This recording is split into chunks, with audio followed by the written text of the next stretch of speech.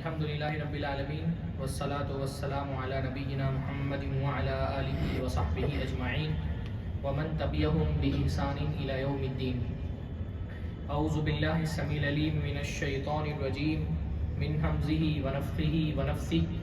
بسم اللہ الرحمن الرحیم. الف لام میم ذالک الکتاب لا ریب فیہ ھدی للمتقین الذین یؤمنون بالغیب وَيُقِيمُونَ الصَّلَاةَ وَمِمَّا رَزَقْنَاهُمْ يُنْفِقُونَ. سب سے پہلے ہر طرح کی حمد و ثنا، تعریف اور توصیف اللہ رب العزت کے لائق اور زیبا ہے، جس کے فضل و احسان سے آج اس بابرکت مقام پر، اس بابرکت مجلس میں ہم جمع ہوئے ہیں. اللہ تعالیٰ یہاں ہمارے جمع ہونے کو قبول فرمائے اور اللہ تعالیٰ اس مجلس کو ہمارے لیے ایمان میں اضافے کا، خشوع میں اضافے کا، معاملات کو درست کرنے کا، علم میں برکت کا سبب بنائے. کل کا جو ہمارا موضوع تھا وہ تجارت کے احکام سے متعلق تھا، اور آج کا جو ہمارا موضوع ہے وہ زکوٰۃ کے احکام سے متعلق ہے. اور دونوں موضوعات کا آپس میں بڑا گہرا تعلق ہے. یعنی تجارت کا تعلق قیامت میں پوچھے جانے والے اس سوال سے تھا جس میں اللہ رب العالمین پوچھے گا مال کہاں سے کمایا، اور زکوٰۃ کا تعلق اس سوال سے جس میں اللہ تعالیٰ پوچھے گا مال کہاں خرچ کیا، ہے نا. دونوں طرح کی چیزوں کا اللہ تعالیٰ کیا جواب دینا ہے. مال کہاں سے کمایا، حلال کمایا کہ نہیں کمایا، اس کا ہی جواب دینا پڑے گا. کہاں خرچ کیا میں، یہ بھی جواب دینا پڑے گا کہ حلال جگہ پر خرچ کیا کہ نہیں کیا، اور یہ بھی جواب دینا پڑے گا کہ جہاں اللہ تعالیٰ نے مال میں حقوق رکھے تھے وہ حقوق مال کے ادا کیے کہ نہیں ادا کیے. اللہ تعالیٰ جب بندے کو مال دیتا ہے تو اس مال کے ساتھ کچھ ذمہ داریاں بھی اللہ تعالیٰ اس پر عائد کر دیتا ہے. وہ ذمہ داریاں ادا کرنا ایک بندے کے لیے ضروری ہے. مال کی ذمہ داریوں میں اولین ذمہ داری تو یہی ہوتی ہے کہ جس کو اللہ تعالیٰ نے مال دیا ہے اپنی ذات پر خرچ کرے، ہے نا. اپنی ذات پر خرچ کرنا سب سے پہلے واجب ہے. ذات پر خرچ کرنے کا مطلب اتنا خرچ کرنا تو واجب ہے جتنا اس کی ضروریات کے لیے لازم ہے. اللہ نے مال دیا ہے اور اللہ رب العالمین کی توفیق ہے اس کے پاس کہ اللہ تعالیٰ نے مال دیا ہے اور اللہ رب العالمین کی توفیق سے اتنا مال ہے کہ وہ کھا سکتا ہے، تو اس کو کھانا لازم ہے. ایسا کھانا لازم ہے جو اس کی جان کی حفاظت کرے، پانی پیے، اچھی رہائش اختیار کرے جو اتنی لازم اور ضروری ہے. بیمار ہو گیا ہے تو علاج کرائے. سب سے پہلے اپنی ذات پہ خرچ کرے، مال کا یہ حق ہے. پھر اس کے بعد اللہ تعالیٰ نے مال دیا ہے تو جن کی کفالت اس پر واجب ہے ان لوگوں پہ اپنا مال خرچ کرے، یہ بھی ان کا حق ہے نا. مثلا لڑکا جوان ہو گیا ہے، ماں باپ بوڑھے ہو گئے تو ماں باپ کی کفالت لڑکے پر واجب ہے، تو اس کو مال کما کر کے اپنے والدین پر خرچ کرنا لازم ہے. نہیں خرچ کرے گا تو اللہ کے یہاں گنہگار ہو جائے گا. اس میں یہ نہیں دیکھا جائے گا کہ اس کے پاس مال زکوٰۃ کے برابر ہے کہ نہیں ہے. والدین کی کفالت بچوں پر واجب ہے تو بچوں کو والدین کی کفالت کرنی پڑے گی. شادی ہو گئی ہے، بیوی بچوں کی کفالت شوہر پہ لازم ہے. اللہ کے نبی صلی اللہ علیہ وسلم نے فرمایا کہ کفا بالمرء اثما ان یضیع من یقوت. آدمی کے گنہگار ہونے کے لیے اتنا کافی ہے کہ جن کا قوت اور جن کی کفالت کرنا، جن کی ذمہ داری اٹھانا واجب تھی ان کو ضائع کر دیا. تو یہ تو مال کا بیسک حق ہے کہ اللہ تعالیٰ نے مال دیا ہے، اپنی ذات پہ خرچ کرو، اپنے گھر والوں پہ خرچ کرو. جو تمہاری ماتحتی میں ہیں، ماں باپ ہیں، تمہارے بچے ہیں، بیوی ہے، بعض صورتوں میں جو شادی شدہ غیر شادی شدہ بہن ہے وہ کفالت اس کی آپ کے ذمے ہے، اور بعض صورتوں میں بھتیجے بھی ہو سکتے ہیں. اگر شوہر باپ کا جو ہے ان کے انتقال ہو چکا ہے تو بھتیجے بھتیجیاں ہیں، تو جو بھی تمہارے زیر کفالت ہیں ان پر مال خرچ کرو. پھر اس کے بعد مال کا وہ حق آتا ہے جس کو ہم زکوٰۃ کے نام سے جانتے ہیں، ہے نا. مال کے حقوق میں سے ایک حق ہے جس کو ہم زکوٰۃ کہتے ہیں. ہماری شریعت نے پورا صورتحال اور ہمارا پورا اکانومی کا جو سسٹم ہے، اسلام کی جو اکانومی کا سسٹم ہے، اس میں ایک بیسک اصول ہے، سب سے لازمی اصول یہ ہے کہ مال جو ہے وہ کبھی ایسا نہیں ہونا چاہیے کہ صرف اغنیاء کے ہاتھ میں رہے، صرف مالدار لوگ مال سے فائدہ اٹھاتے رہیں. غریب کے اللہ تعالیٰ نے ایک سسٹم رکھا ہے جو پورے اکانومی کا اسلام میں نظام ہے. اس میں سسٹم یہ رکھا ہے کہ مال غنی کے ہاتھ سے کسی حد تک کے غریب تک پہنچتا رہے. قرآن مجید نے اس کے لیے ایک تعبیر استعمال کی، لِكَيْ لَا يَكُونَ دُولَةً بَيْنَ الْأَغْنِيَاءِ مِنْكُمْ، کہ اللہ رب العالمین یہ نہیں چاہتا کہ مال تم میں صرف غنی لوگوں میں ہی گھومتا رہے اور وہ جو فلو نہ ہو، اس کا غریبوں کی طرف فلو نہ ہو. اسلام کے اکانومی سسٹم میں ایک بہت اہم ترین بات یہی ہے کہ اس سسٹم میں اللہ تعالیٰ نے 3 چیزیں رکھی ہیں جس کے ذریعے سے امیر کا مال غریب تک کے جائے. اور ان 3 چیزوں میں سب سے پہلا سسٹم زکوٰۃ ہے کہ زکوٰۃ کے ذریعے سے ایک سرٹن اماؤنٹ مال کا وہ غریبوں تک کے پہنچتا رہے گا. تو کم سے کم یہ ہوگا کہ غریب کی کفالت ہوتی رہے گی، اس کی بنیادی ضرورت پوری ہوتی رہے گی. زکوٰۃ رکھا ہے. پھر زکوٰۃ کے علاوہ صدقے کا نظام ہے، یعنی زکوٰۃ تو وہ مال ہے جو واجب ہے.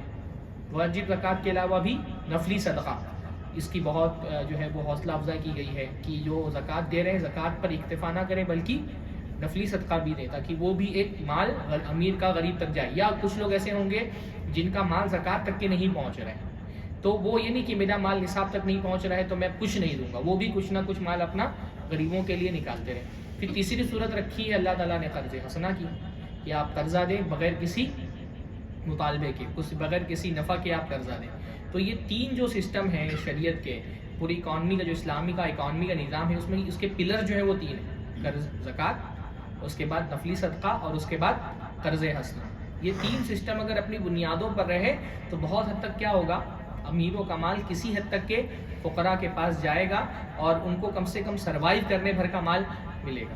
تو شریعت نے اس لیے زکوٰۃ کو بہت اہمیت دی ہے.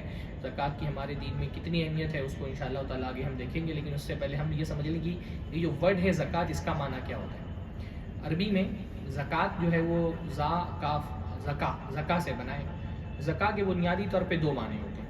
ایک معنی تو ہوتا ہے بڑھانا اور ایک معنی ہوتا ہے پاک کرنا، ہے نا. پاک کرنا بھی اس کا معنی ہوتا ہے. جیسے قرآن مجید میں آپ ایک لفظ پڑھتے ہیں تزکیہ. اللہ نے فرمایا قرآن مجید کے اندر کہ والذی بعث فی الامیین رسولا او منہم یتلو علیہم آیاتہ ویزکیہم. اللہ کی آیتیں تلاوت کرتا ہے رسول، اور کیا کرتا ہے، لوگوں کو پاک کرتا ہے. تو زکوٰۃ میں ایک تو تزکیہ کا معنی پایا جاتا ہے، دوسرا معنی پایا جاتا ہے نمو کا، بڑھنے کا. جیسے زکا الزرع کہا جاتا ہے جب پیداوار بڑھ جائے، کوئی چیز آپ نے بوئی تھی اور فصلیں جب بڑی ہو جائیں تو کہا جاتا ہے زکا الزرع. اور جو ہم زکوٰۃ دیتے ہیں اس میں یہ دونوں معنی اس سے مطابقت رکھتے ہیں، ہے نا. پہلی مطابقت تو یہ ہے کہ بھائی آپ جب زکوٰۃ اپنے مال میں سے نکال دیتے ہیں تو آپ کا مال کیا ہو جاتا ہے، پاک ہو جاتا ہے نا. اگر زکوٰۃ کا مال آپ پر واجب ہو گیا ہے اور آپ کے مال میں ملا ہوا ہے تو وہ زکوٰۃ کا مال آپ کے پورے مال کو کیا کر دیتا ہے، گندا کر دیتا ہے. اس لیے اللہ نے فرمایا انما ہی اوساخ الناس، یہ گندگی ہے مال کی. آپ نے نکال دیا، جس کو دیا اس کے لیے حلال ہے، لیکن آپ کے لیے وہ کیا ہو جائے گا، آپ کے مال کو وہ گندا کرے گا. اس کو نکال کے آپ نے دوسرے کو دے دیا، اس کے لیے وہ پاک مال ہے، اس کو کھائے اس کے لیے حلال ہے جو مستحق ہے اس کا. لیکن آپ کے مال میں وہ رہے گا تو کیا کرے گا، مال کو گندا کرے گا. تو پاکی کا ایک معنی تو زکوٰۃ میں یہ پایا جاتا ہے کہ آپ کے مال کو پاک کرتا ہے. دوسرا معنی یہ پایا جاتا ہے کہ آپ کے قلب کو پاک کرتا ہے. زکوٰۃ صرف آپ کے مال کو پاک نہیں کرتی، آپ کی نفس میں جو مال کی لالچ ہے، جو حرص ہے، اور جو حرص بہت خطرناک چیز ہے انسان کے لیے. مال کی لالچ بہت خطرناک چیز ہے. اللہ کے نبی نے فرمایا 2 بھوکے بھیڑیوں کو اگر کسی بکری کے ریوڑ میں چھوڑ دیا جائے تو وہ 2 بھوکے بھیڑیے بکریوں کو اتنا نقصان نہیں پہنچائیں گے جتنا نقصان مال اور عہدے کی لالچ انسان کے دین کو پہنچاتی ہے. مال کی لالچ بڑی خطرناک چیز ہے. اس وقت دنیا میں سارے فسادات کی جڑ مال کی لالچ ہے، اور یہ لالچ غریبوں کی بنسبت امیروں میں زیادہ ہوتی ہے. غربت میں کم مال پہ صبر کرنا آسان ہوتا ہے، امارت میں غنا میں زیادہ مال پر صبر نہیں کر پاتے لوگ. تو کیا ہوتا ہے جب ایک امیر آدمی اپنا مال نکال کر کے غریب کے ہاتھ میں دیتا ہے تو اس کا نفس، اس کے نفس میں مال کی جو لالچ ہے، نفس اس سے پاک ہوتا ہے. محنت کا مال بغیر کسی معاوضے کی کسی کو دینا، اس کے لیے کیا چاہیے، سخاوت، فیاضی کا ایک احساس چاہیے. تو اس نفس کو پاک کرتی ہے. تو زکوٰۃ جو ہے نا وہ مال کو بھی پاک کرتی ہے، اور زکوٰۃ کیا ہے، وہ نفس کو بھی پاک کرتی ہے. تو اس لیے اس کو زکوٰۃ کہا جاتا ہے کیونکہ یہ نفس اور مال کی پاکی کا ذریعہ ہے. اور دوسرا معنی میں نے کیا بتایا، زکوٰۃ کا نمو، بڑھنا. تو زکوٰۃ سے مال بڑھتا ہے نا. اللہ تعالیٰ نے قرآن مجید میں فرمایا کہ جو تم مال ربا کے طور پہ لیتے ہو، ہاں، تو وہ اللہ تعالیٰ کے نہیں بڑھتا، ہاں، اور جو تم زکوٰۃ دیتے ہو وہ اللہ تعالیٰ کے ہاں بڑھتا ہے. تو زکوٰۃ سے مال بڑھتا ہے. زکوٰۃ سے دونوں طرح سے بڑھتا ہے، دنیا میں بھی بڑھتا ہے اور آخرت میں بھی بڑھتا ہے. اللہ نے فرمایا ما نقضت صدقۃ من مال، صدقہ مال میں کوئی کمی نہیں کرتا. یعنی صدقہ دینے سے مال میں ہم کو بظاہر کیا لگتا ہے؟ صدقہ دینے سے مال میں کمی ہوتی ہے. اللہ نے فرمایا یمحق اللہ الربا ویربی الصدقات، اللہ تعالیٰ ربا کو مٹاتا ہے اور صدقے کو بڑھاتا ہے. کل ہم نے سود پہ بہت بات کی.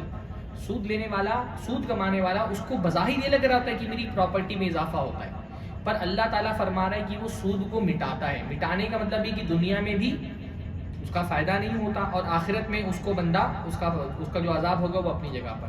وَيُرْبِي الصَّدَقَاتِ، اور اللہ تعالیٰ صدقات کو بڑھاتا ہے.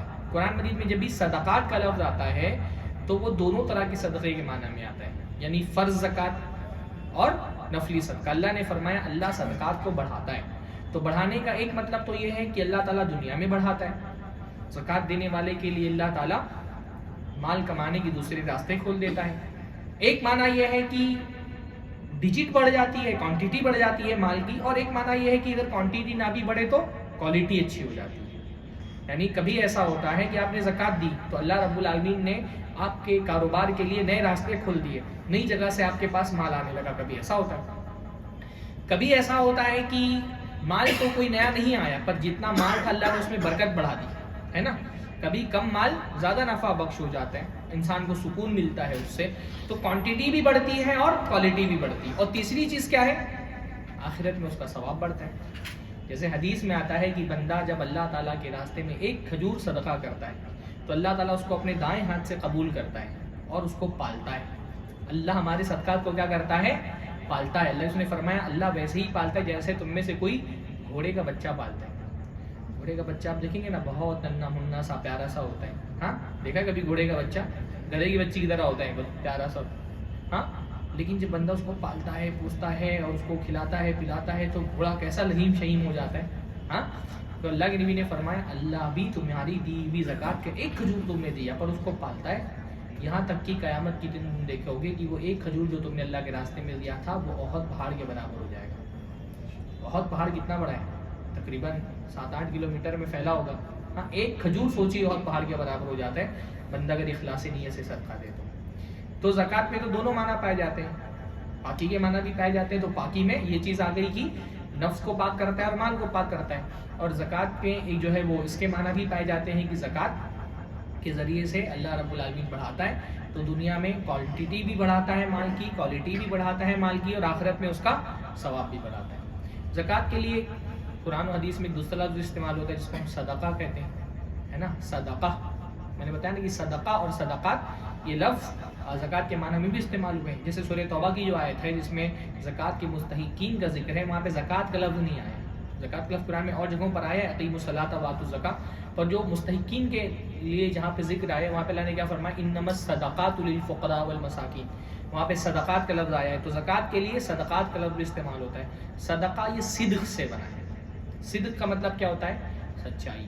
تو زکوٰۃ کو صدقہ اس لیے کہا جاتا ہے کہ زکوٰۃ دے کر کے بندہ اپنے عقیدے کی سچائی کا اظہار کر رہا ہوتا ہے کہ وہ اپنے عقیدے کے اظہار میں سچا ہے نا.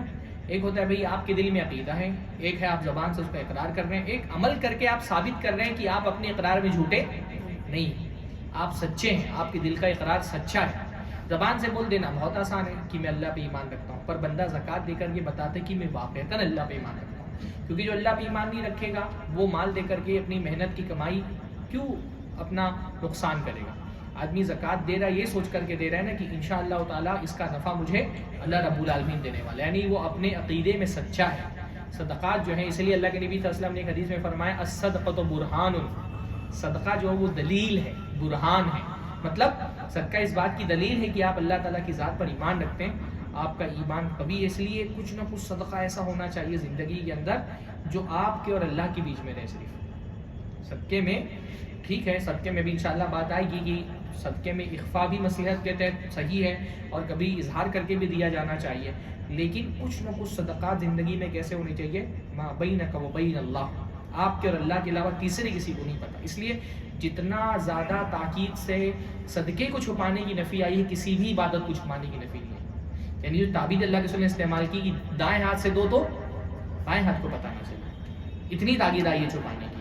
تو یہ ایک طرح سے صدقہ جو ہے نا وہ انسان کے صدق عقیدہ، اس کے عقیدے میں اور عقیدے کے اظہار میں سچا ہونے کی ایک طرح سے دلیل ہوتی ہے. وہ بندہ پیسہ دے کر کے ثابت کر رہا ہوتا ہے کہ نہیں میں ایسی بس زبانی اظہار نہیں کر رہا ہوں بلکہ میں اپنے عقیدے میں سچا ہوں، تو اس کو صدقہ بھی کہا جاتا ہے۔ زکوٰۃ کا حکم کیا ہے؟ زکوٰۃ کی اصطلاحی تعریف چھوڑ دیتے ہیں ہم۔ زکوٰۃ کہتے ہیں مطلب وہ ابھی انشاءاللہ تعالیٰ اس کی تفصیل سمجھ میں آ جائے گی آپ کو۔ زکوٰۃ کا حکم کیا ہے؟ زکوٰۃ کا حکم دو طریقے سے سمجھنا چاہیے۔ پہلا یہ کہ زکوٰۃ کو اللہ تعالیٰ نے زکوٰۃ فرض کی ہے، دین کے ارکان میں سے ایک رکن ہے۔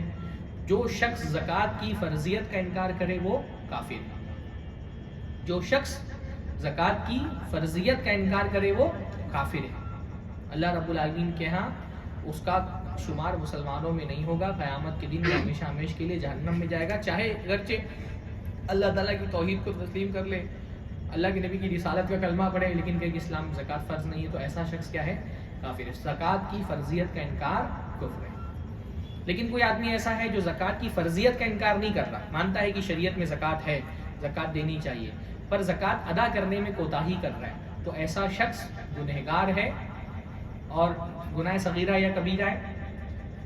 ہاں کبیرہ، بلکہ اکبر الکبائر میں سے، ہاں، کیونکہ زکوٰۃ کا وجوب اہم ترین ہے۔ بھئی توحید کے بعد دوسرے نمبر، یعنی شہادتین کے بعد دوسرے نمبر پر نماز ہے، تیسرے نمبر پر زکوٰۃ ہے دین کے ارکان میں سے۔ تو جو آدمی زکوٰۃ دینے میں کوتاہی کرے گا وہ کافر تو نہیں ہے لیکن فاسق ہے۔ کب؟ جب زکوٰۃ کی فرضیت کو تسلیم کر رہا ہے لیکن زکوٰۃ نہیں دے رہا۔ اگر فرضیت کا انکار کر کے نہیں دے رہا تو وہ کیا ہو جائے گا؟ کافر ہو جائے گا۔ ان دونوں چیزوں میں فرق کرنا چاہیے۔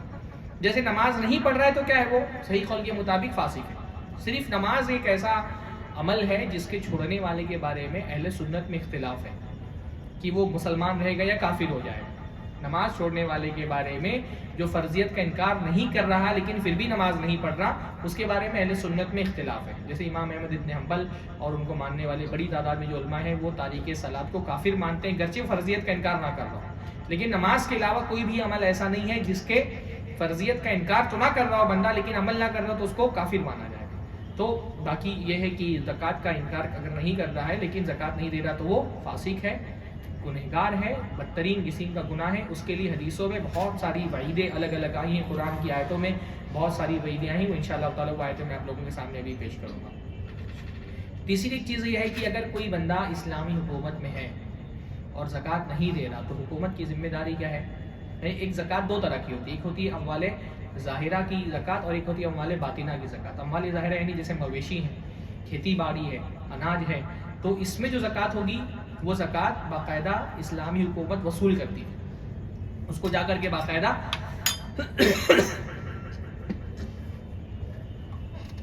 جیسے ہمارے انکم ٹیکس کے آفیسرز ہوتے ہیں نا، وہ جا کر کے کیلکولیٹ کر کے باقاعدہ لیتے تھے، نہیں دے گا تو چھین کر کے لے سکتے تھے۔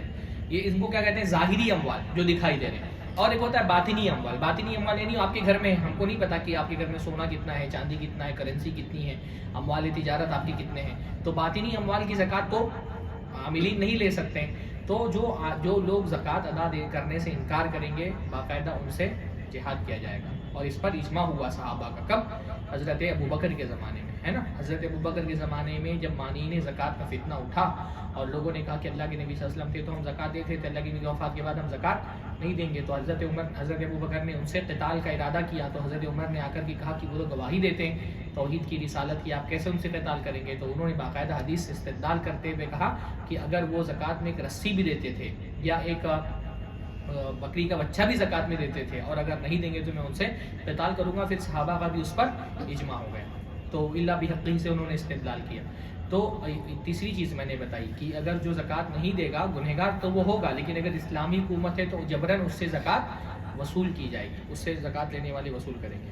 باقی زکوٰۃ نہیں دینے والوں کے لیے بہت ساری وعیدیں ہیں، قرآن کی آیتیں ہیں، اللہ کے نبی صلی اللہ علیہ وسلم کی حدیثیں ہیں۔ مثلا قرآن کی آیت اللہ نے فرمایا وَلَا يَحْسَبَنَّ الَّذِينَ يَبْخَلُونَ بِمَا آتَاهُمُ اللَّهُ مِنْ فَضْلِهِ هُوَ خَيْرٌ لَهُمْ، کہ جو لوگ اللہ رب هُوَ خَيْرٌ لَهُمْ، کہ وہ لوگ جو اپنے اللہ تعالیٰ کے دیے ہوئے فضل میں بخیلی کرتے ہیں، وہ یہ نہ سمجھیں کہ یہ بخیلی ان کے لیے اچھی چیز ہے۔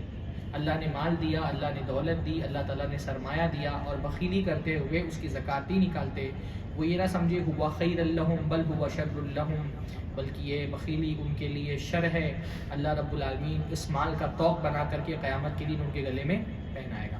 اسی طرح فرمایا اللہ رب العالمین نے کہ جو لوگ سونا چاندی جمع کر کے رکھتے ہیں اس کو اللہ کے راستے میں خرچ نہیں کرتے، ان کو دردناک عذاب کی خوشخبری سنا دو، جب اس سونے اور چاندی کو پگھلایا جائے گا اور اس سے ان کو داغا جائے گا، ان کی پیشانیوں کو، پیٹھ کو، بغلوں کو داغا جائے گا۔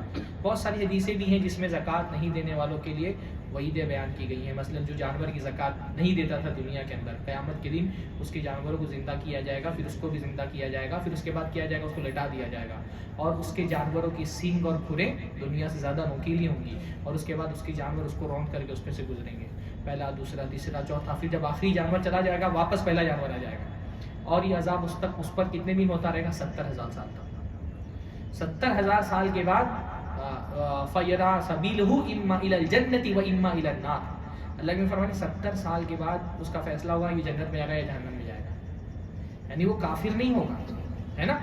کافر ہوتا تب وہ جنت میں جاتا ہی نہیں، وہ مسلمان ہوگا، تبھی تو کہا جا رہا ہے نا کہ اس کو 70 سال تک کے 70,000 سال تک کے، ہاں 70,000 سال تک نا، کہ اس کو عذاب دیا جائے گا، اس کے بعد فیصلہ ہوگا کہ وہ جنت میں جائے گا یا جہنم میں جائے گا۔ اللہ ہم سب کو محفوظ رکھے۔ اس حدیث میں پھر سونا چاندی کرنے والوں کو سونا چاندی پگھلا کر کے اس سے داغا جائے گا اور 70,000 سال تک ان کو یہ عذاب ہوتا رہے گا۔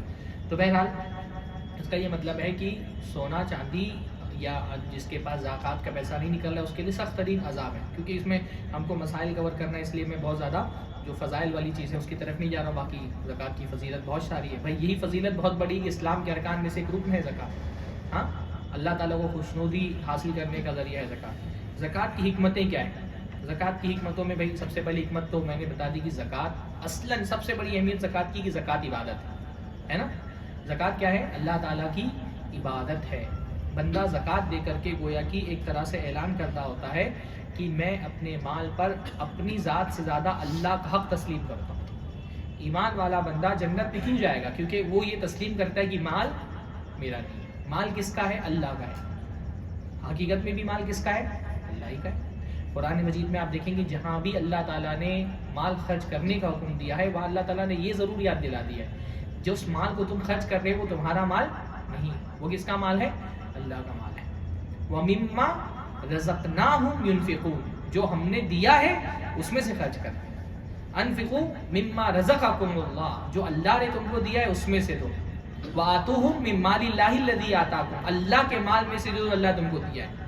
تو بندہ یہ تسلیم کرتا ہے کہ یہ مال میرا نہیں ہے۔ اللہ نے فرمایا ان اللہ اشترى من المؤمنین انفسهم واموالهم، اللہ تعالیٰ نے مومنوں سے ان کی جان اور ان کا مال خرید لیا ہے۔ تو مال خرید لیا مطلب بندہ یہ تسلیم کرتا ہے کہ مال میرا نہیں، اللہ نے دیا ہے۔ تو اللہ نے دیا ہے تو اللہ نے اگر دینے کے بعد کچھ لوگوں کا حق طے کر دیا ہے تو میں ان کو ان کا حق دوں گا۔ وفی اموالہم حق للسائل والمحروم، ان کے مال میں حق ہوتا ہے سائل کا اور محروم کا۔ تو جیسے بندہ جو ہے وہ روزہ رکھ کر کے یہ طے کرتا ہے کہ میری جسم پر مجھ سے زیادہ میرے رب کا حق ہے، ویسے زکوٰۃ دے کر کے وہ یہ اعلان کرتا ہے کہ میرے مال پر مجھ سے زیادہ میرے رب کا حق ہے، رب نے کہا ہے تو میں دوں گا۔ یہ اللہ تعالیٰ کو خوشنودی کرنا اور مال کے ذریعے سے اللہ کی عبادت کرنا ہے۔ باقی اس کی مال جو ہے وہ زکوٰۃ جو ہے وہ میں نے بتایا کہ اسلام کا جو معاشی نظام ہے اس میں یہ بہت اہم ہے کہ مال جو ہے وہ ایک غریبوں کے پاس امیروں کے پاس نہ رہے بلکہ امیروں سے غریب تک کے کسی نہ کسی حوالے سے پہنچتا رہے۔ تو اللہ تعالیٰ نے اس کے ذریعے یہ بنا دیا ہے کہ زکوٰۃ دو۔ زکوٰۃ کا ایک بہت بڑا فائدہ کیا ہے جو میں نے بتایا کہ دل سے مال کی ہرس نکلتی ہے، اور ایک فائدہ یہ بھی ہے زکوٰۃ کا کہ زکوٰۃ کے ذریعے سے معاشرے کا جو غریب طبقہ ہے اس کے دل میں امیروں کے لیے بغض جو ہوتا ہے نا وہ ختم ہوتا ہے۔ یہ بہت بڑا مسئلہ ہے نا؟ یعنی آپ دیکھیں کہ کمیونزم کے نام پر جتنے بھی انقلابات آئے دنیا کے اندر اس کی بیس کیا تھی کہ سرمایہ دار مال جمع کیے جا رہے ہیں، وہ ان کا پیسہ بڑھتا جا رہا ہے، غریب غریب ہوتا جا رہا ہے، امیر امیر ہوتا جا رہا ہے۔ تو ایک معاشرے کا جو غریب طبقہ ہوتا ہے جب وہ دیکھتا ہے کہ اس کی بیسک بھی پوری نہیں ہو رہی اور امیر وہ پیسے عیاشی میں لٹا رہا ہے، حالانکہ محنت یہ بھی کر رہا ہے، تو اس کے دل میں امیر آدمی کے لیے کیا ہوتا ہے؟ ایک قسم کی نفرت اور ایک طرح کا بغض جنم لینے لگتا ہے، اور اگر اس کو کنٹرول نہ کیا جائے تو پھر کیا ہوتا ہے؟ پھر وہ ایک تحریک کی شکل میں اور ایک خونی انقلاب آتا ہے۔ فرانس وغیرہ میں دیکھیں اس کی تاریخ یہی ہے نا۔ تو زکوٰۃ کے ذریعے سے کیا ہوتا ہے کہ ایک مالدار آدمی جب اپنا مال غریب کو دیتا ہے تو وہ جو غریب کے دل میں بغض اور نفرت کے جذبات پیدا ہو رہے ہوتے ہیں ہاں وہ ختم ہوتے ہیں۔ اسلام کا جو نظام ہے نا وہ مطلب نہ سوشلسٹ نظام ہے نہ کیپٹلسٹ نظام ہے، وہ دونوں کے بیچ کا حصہ ہے. یعنی سوشلزم کے اپنے نقصانات ہیں بھائی کہ آدمی جو بھی پیسہ کما رہا ہے اس کا اپنا ہے ہی نہیں. تو اگر وہ سوشلزم اس طرح سے اگر دنیا میں راج وہ پریکٹیکلی ہی نہیں ہے. دنیا میں کبھی بھی سوشلزم پریکٹیکلی جو ہے وہ کیونکہ ایک آدمی اگر محنت ہی نہیں کرے گا اور اس کو یہ نہیں پتا چلے کہ جو میری محنت کے نتیجے میں جو سرمایہ آنے والا ہے اس کا میں ہی مالک ہوں. جب سب مالک عوام حکومت بن جائے گی تو محنت نہیں رہ جائے گی. تو اسلام بالکل سوشلسٹ نظام بھی نہیں ہے. بہت سارے لوگوں نے جس زمانے میں سوشلزم کا بہت غلبہ تھا تو اس زمانے میں بعض اسلامی مفکرین بہت کوشش کرتے تھے یہ ثابت کرنے کی کہ بتائیں کہ اسلام سوشلزم ہے. اسلام سوشلزم نہیں ہے، کمیونزم نہیں ہے. نہ اسلام میں کیپٹلزم ہے کہ بس آدمی مال ہی کمایا جا رہا ہے اور اس میں اس کا کوئی حق، جو اس نے مال کمایا اس کا اکیلے کا ہے اور اس کو کوئی نہیں. مال جو ہے وہ اللہ رب العالمین نے دونوں کے، ہمارا جو دین کا اسلام کا نظام ہے دونوں کے بیچ کا ہے کہ پیسے والے پیسہ کمائیں لیکن جتنا آپ پیسہ کمائیں گے اتنا ہی اس معاملے میں غریبوں کا حق ہے. تو وہ جو غریب کے دل میں جو نفرت اور بغض اور عداوت کا معاملہ ہے وہ بھی اس کے ذریعے سے اللہ تعالیٰ ختم کرنا چاہتا ہے. تو یہ تو کچھ حکمتیں تھیں زکوٰۃ کی، بہت ساری حکمتیں ہیں اور بھی، لیکن ہم مسائل پر زیادہ فوکس کریں گے. زکوٰۃ کب دینا ہے؟ الگ الگ مالوں کی زکوٰۃ الگ الگ وقت میں دینا ہے نا. یعنی جیسے 5 چیزیں ہیں جن میں بنیادی طور پہ زکوٰۃ دی جاتی ہے. سونا چاندی اور کرنسی ہے نا. پہلی قسم کی چیزیں یہ ہے سونا چاندی اور کرنسی، اس میں زکوٰۃ دی جاتی ہے. دوسرا ہے اموال تجارت. اموال تجارت یعنی جیسے آپ کوئی تجارت کرتے ہیں تو اس کا جو ایک لیکوڈ ایسیٹس جس کو کہتے ہیں نا، جیسے آپ بھائی موبائل کی تجارت کرتے ہیں تو موبائل کی تجارت میں موبائل آپ کے پاس جو ہیں وہ لیکوڈ ایسیٹس جو ہیں، مشینری پہ زکوٰۃ نہیں ہے، کارخانے پہ زکوٰۃ نہیں، جو لیکوڈ ایسیٹس ہیں جو بیچ رہے ہیں آپ موبائل تجارت اس پر زکوٰۃ ہے. تیسرا رکاز یا رکاز کہتے ہیں دفینے کو. پرانے زمانے میں ہوتا تھا، اب یہ کم ہو گیا کہ لوگ اپنا زمین وغیرہ کھودتے تھے تو اس میں سے کسی زمانے میں کسی نے زیور وغیرہ دفنا کر کے رکھا تھا وہ نکل آتا تھا تو اس میں زکوٰۃ ہے. اسی طرح چوتھی چیز ہے مویشی یعنی گائے ہے، بیل ہے اور بھینس ہے، گھوڑے ہیں، ان میں زکوٰۃ ہے. بکریوں میں زکوٰۃ ہے. اور 5ویں چیز کیا بتایا میں نے؟ سونا چاندی اور کرنسی. اور دوسرا تجارت کے اموال. تیسرا تیسرا مویشی. چوتھا جو زراعت یعنی جو آپ چیزوں کو جو گیہوں ہے، چاول ہے، مختلف قسم کے اناج ہے، مختلف قسم کے پھل ہیں، اسی طرح سے سبزیاں ہیں جو زمین سے نکلتے ہیں ان میں زکوٰۃ ہے. اور رکاز یعنی دفینوں میں زکوٰۃ ہے. تو یہ 5 چیزیں جن میں زکوٰۃ ہے اور سب کی زکوٰۃ کا ٹائم الگ الگ ہے نا. جیسے جو مویشی ہیں ان کی زکوٰۃ کا ٹائم سال میں 1 مرتبہ ہے. سونے چاندی میں زکوٰۃ کا ٹائم 1 مرتبہ ہے. اور جو اناج ہے اس میں زکوٰۃ کا ٹائم کٹائی کے وقت ہے. رکاز جو ہے معدنیات جو دفینہ ہوتا ہے اس میں زکوٰۃ کا ٹائم جب وہ نکلے گا اسی وقت میں. تو زکوٰۃ کی چیزیں الگ الگ ہیں. اس میں جن چیزوں پہ سال میں زکوٰۃ ہے اس کے بارے میں ایک بات یاد رکھنا چاہیے کہ جو سال میں 1 مرتبہ زکوٰۃ ہے وہ قمری سال شمار ہونا چاہیے. بہت سارے لوگ زکوٰۃ کا سال شمار کرتے ہوئے جنوری، فروری، مارچ شمار کرتے ہیں. شریعت میں جو بھی زکوٰۃ کا نظام ہے یا جو بھی عبادت کا نظام ہے اس میں کنسیڈر کس کو کرنا ہے؟ قمری جو چاند کے مہینے ہوتی ہیں ان کو کنسیڈر کرنا ہے، ان کے حساب سے زکوٰۃ نکالنی ہے. اچھا، زکوٰۃ کے حوالے سے ایک مسئلہ، جب کب زکوٰۃ دینی ہے اس کے حوالے سے ایک مسئلہ یہ بھی ہے، اس کو یاد رکھنا چاہیے کہ زکوٰۃ ایک ایسی عبادت ہے جس میں تاخیر جائز نہیں ہے، البتہ تعجیل جائز ہے. تعجیل کا مطلب ہوتا ہے وقت سے پہلے زکوٰۃ دینا. یہ ایسی واحد عبادت ہے جس کے فرض ہونے سے پہلے بھی آپ اس کو ادا کر سکتے ہیں. جیسے نماز ہے، نماز فرض ہونے سے پہلے آپ اس کو ادا نہیں کر سکتے نا. جیسے مغرب کی نماز کا وقت کب ہوتا ہے؟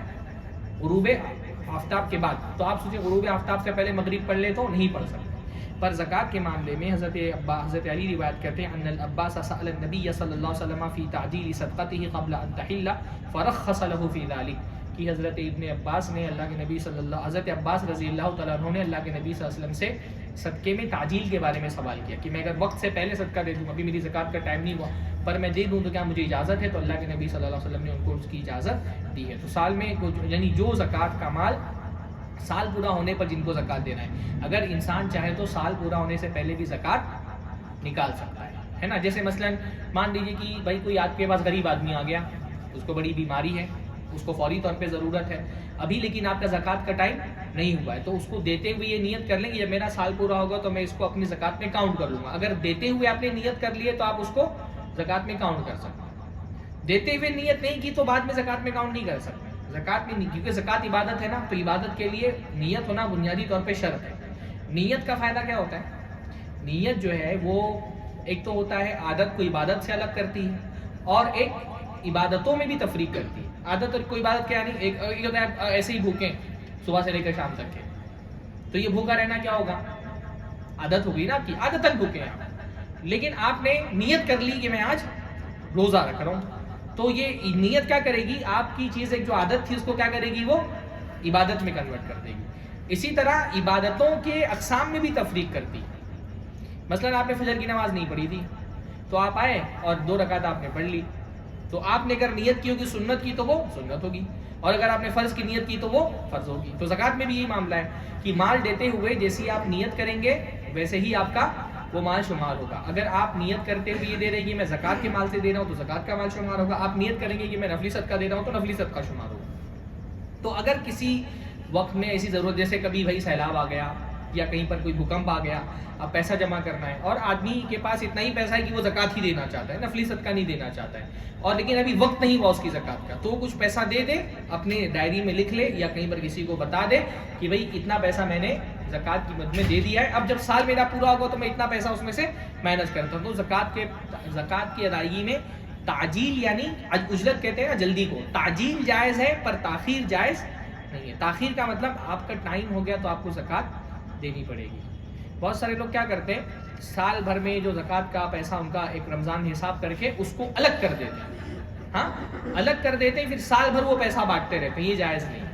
علماء نے اتنی اجازت دی ہے کہ بھائی 10-15 دن تاخیر کر دیں، 10-15 دن تاخیر کر دیں کا مطلب مان لیجیے 15 شعبان کو آپ کا سال پورا ہو رہا ہے، لیکن آپ یہ دیکھ رہے ہیں کہ بھائی ضرورت مند لوگ بہت سارے رمضان ہی میں آتے ہیں، تو آپ 10-15 دن تاخیر کر دیں کہ رمضان شروع ہوگا تو میں دے دوں گا۔ اس قسم کی اتنی تاخیر جائز ہے، ورنہ شریعت میں کوئی بھی حکم آتا ہے تو ایک اصول فقہ کا قاعدہ ہے کہ جو امر ہوتا ہے وہ یقتضی الفور، اللہ تعالیٰ نے کسی چیز کا حکم دیا تو ایک تو کرنا ضروری ہے، فوراً کرنا ضروری ہے، آپ اس میں تاخیر نہیں کر سکتے۔ اللہ نے کہا زکوٰۃ دو تو فوراً زکوٰۃ دینا ضروری ہے، آپ اس میں تاخیر نہیں کر سکتے۔ تو زکوٰۃ میں تاخیر نہیں کر سکتے، آپ کو فوراً وہ زکوٰۃ نکال کر کے، اور تملیغ ضروری ہے۔ تملیغ کا مطلب ہوتا ہے کہ آپ کو جس کو زکوٰۃ دینا ہے اس کو آپ اس کا مالک بناتے ہیں، کہ آپ امانت کے طور پہ اپنے پاس نہیں رکھ سکتے۔ ہاں اس کو دینے کے بعد اگر وہ واپس کرے کہ آپ میرا پیسہ رکھ لو تو رکھ لیں، لیکن اس وقت اس کو جب زکوٰۃ کا موقع آیا تب اس کو مالک بنا دینا ضروری ہے۔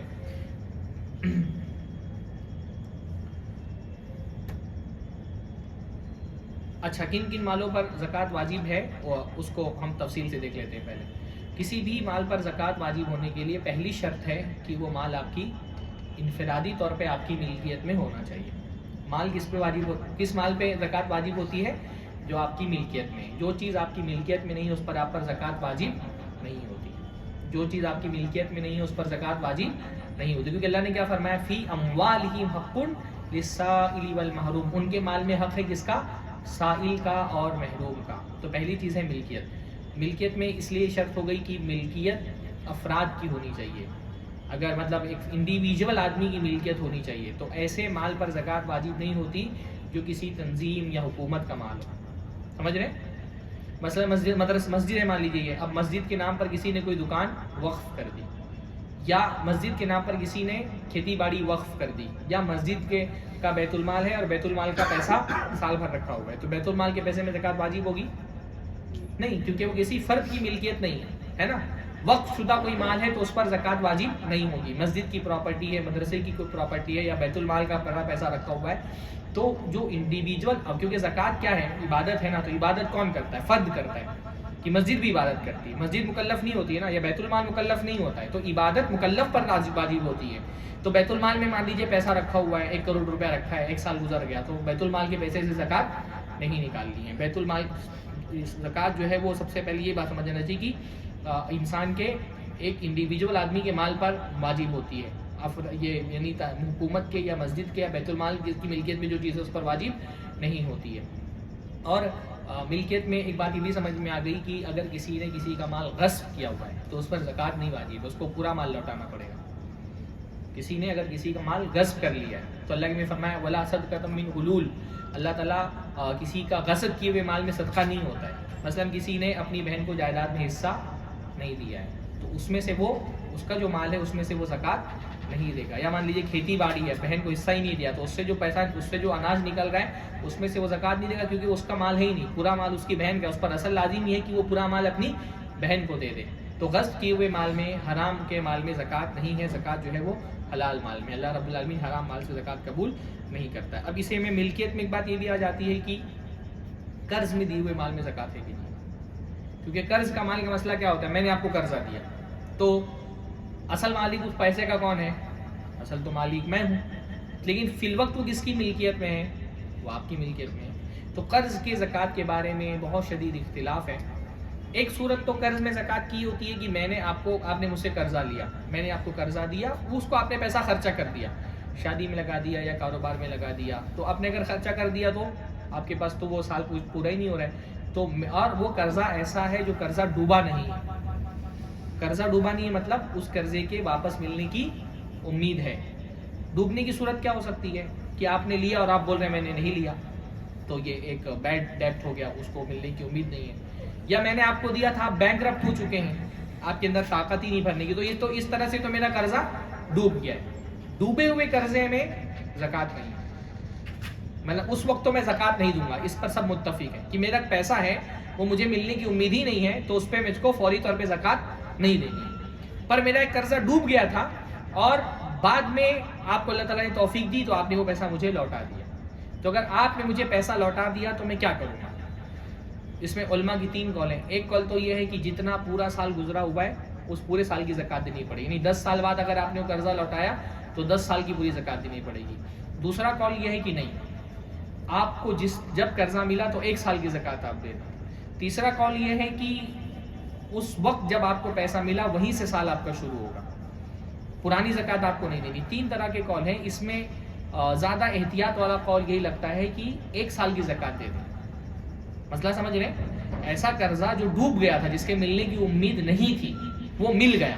جب تک امید نہیں جب تک آپ پر زکوٰۃ واجب ہی نہیں ہے, کیونکہ بھائی وہ آپ کی ملکیت میں ہی نہیں ہے, آپ پورے طور پہ آپ اس کی ملکیت آپ کی ثابت ہی نہیں ہو رہی ہے, آپ اس سے فائدہ ہی نہیں اٹھا سکتے ہیں, تو آپ اس کی ملکیت میں نہیں ہے, تو تب تک تو زکوٰۃ نہیں ہے. جب مل گیا تو 1 سال کی زکوٰۃ دے دینی چاہیے, احتیاط اسی میں. ہاں, باقی جو احناف ہے ان کا یہ ہے کہ بھائی جب ملا ہے اس کو وہیں سے نیا سال پھر سے شمار کر کے, اور پھر جب 1 سال گزرے گا تب اس پر زکوٰۃ ہے.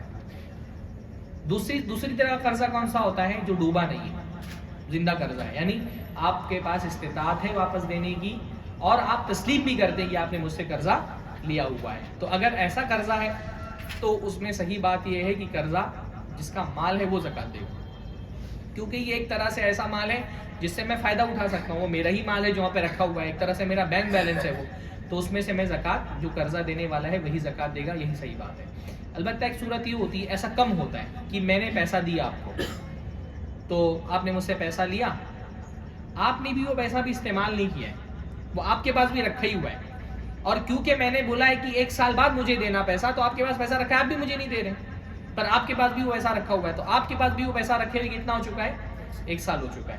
تو اس کے بارے میں علماء نے کہا ہے کہ دونوں لوگ زکوٰۃ نکالیں گے. اس کی میں نکالوں گا کیونکہ وہ میرا بینک بیلنس ہے, آپ نکالیں گے کیونکہ اس کے حقیقی مالک آپ ہیں, اس سے فائدہ آپ اٹھا سکتے ہیں, میں نہیں اٹھا سکتا ہوں, آپ کے پاس ایسا مال ہے جس سے آپ اس سے فائدہ اٹھا سکتے ہیں. تو پھر علماء نے کہا ہے کہ دونوں لوگ اس کی زکوٰۃ نکالیں گے.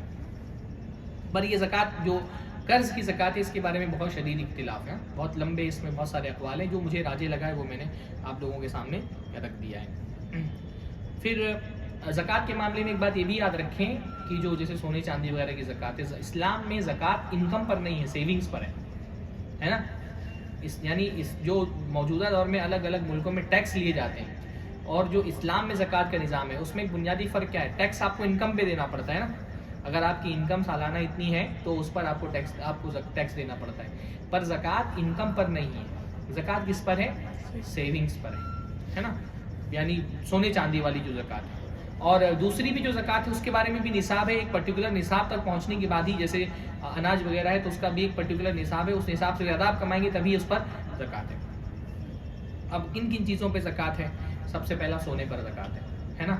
سونے پر زکوٰۃ کی دلیل کہ اللہ نے فرمایا والذین یکنزون الذهب والفضة ولا ينفقونها في سبيل الله فبشرهم بعذاب أليم, جو لوگ سونا چاندی جمع کر کے رکھتے ہیں اور اس کو اللہ کے راستے میں خرچ نہیں کرتے, ان کو اللہ کی طرف سے دردناک عذاب کی خوشخبری سنا دو. تو سونا ایک ایسی چیز ہے اس پر زکوٰۃ ہے. سونے پر زکوٰۃ کتنی ہے, سارا کیلکولیشن کرنے کے بعد 85 گرام سونے پر زکوٰۃ ہے. یعنی 85 گرام سونا اگر آپ کے پاس آ گیا اور کتنا 1 سال تک کہ وہ آپ کے پاس رکھا رہے گا, کیونکہ میں بتایا نا کہ وہ آیا چلا گیا, آپ نے اس کو بیچ کر کے کہیں اور یوز کر لیا کوئی سامان میں, یا جو ہے وہ سونا چاندی آئی اور اس کے بعد آپ نے اس کو یوز کر لیا کہیں اور پہ, تو زکوٰۃ. لیکن سونا آپ کے پاس ہے 85 گرام سونا ہے, اور وہ 85 گرام سونا 85 گرام یعنی 8.5 تولہ, جو پہلے زمانے میں 7.5 تولہ کہا جاتا تھا نا, تو پہلے زمانے میں 1 تولہ 11 گرام کے قریب کچھ ہوتا تھا, پر اب آج کے دور میں تو 1 تولہ آپ کے یہاں بھی 10 گرام ہی مانا جاتا ہے نا. ہاں تولہ اب تو عام طور پہ میرے خیال سے ہندوستان میں 10 گرام کا 1 تولہ ہوتا ہے, تو کیونکہ 10 گرام کا 1 تولہ ہوتا ہے تو اس حساب سے اگر تولے کے حساب سے نکالیں گے تو 8.5 تولہ سونا پر زکوٰۃ ہے. 8.5 تولہ پیور سونے پر. پیور میں کیوں بول رہا ہوں, کبھی کبھی ملاوٹ ہوتی ہے نا, جیسے 24 کیرٹ سونا ہے, اگر 85 گرام سونا کون سا جو 24 کیرٹ سونا ہوگا تب اس پہ زکوٰۃ ہے. آپ کے پاس مان لیجیے ٹھیک جو ہے وہ 85 گرام سونا ہے پر وہ 18 کیرٹ کا ہے, تو اس پر زکوٰۃ ہوگی نہیں ہوگی. تو آپ کو جا کر کے سونار سے پوچھنا ہوگا کہ اس میں پیور سونا کتنا ہے اور امپیورٹیز کتنی ہے اس کے اندر, دوسری معدنیات کتنی ملائی ہوئی ہے نا. تو جو اس کی دوسری معدنیات اس کے اندر ملی ہوئی ہے اس کو مائنس کر کے پیور سونے کا حساب لگائیں گے وہ 85 گرام ہے کہ نہیں ہے. سمجھ رہے ہیں نا. اس کا کچھ الگ الگ طریقہ بھی علماء نے بتایا ہے کہ کیسے نکالنا چاہیے, وہ اس طرف نہیں جاتا ہوں میں. آسان طریقہ کیا ہے, سونار سے آگے پوچھ لو کہ اس میں پیور سونا کتنا نکلتا ہے. اگر 22 تولے کا سونا ہے تو 22 کیرٹ کا سونا ہے تو کتنا نکلتا ہے. بعض لوگوں نے اس کا حساب اس طرح سے لگایا کہ 22 تولہ سونا یعنی جتنے کیرٹ کا سونا ہے اس کو آپ ضرب دیں گے جتنا گرام سونا ہے اس سے, پھر اس کو اس سے 24 سے تقسیم کر لیں گے تو آپ کا صحیح حساب نکل کر کے آ جائے گا کہ کتنا آپ کے پاس اس میں پیور سونا کتنا ہے. تو حساب لگانے کا بھی ایک طریقہ علماء نے بتایا. کتنا کیسے, جیسے 22 کیرٹ کا آپ کے پاس سونا ہے 10 گرام, تو 22 کو ضرب دیں گے 10 سے, پھر جو حاصل آئے گا اس کو تقسیم کریں گے 24 سے, تو جو اس کا حاصل نکلے گا اس کا مطلب اتنی گرام سونا آپ کے پاس اوریجنل ہے. اسی میں وائٹ گولڈ کا بھی معاملہ سمجھ لیں. وائٹ گولڈ بھی پیور گولڈ تو نہیں ہوتا ہے لیکن اس میں تقریباً 75% گولڈ ہوتا ہے اور 25% دوسری معدنیات ملی ہوئی ہوتی ہے. تو اگر کسی کے پاس وائٹ گولڈ ہے تو اس میں وہ دیکھ لے کہ اس کے اندر 75% گولڈ ہے تو اس کو وہ سونے میں شمار کرے گا.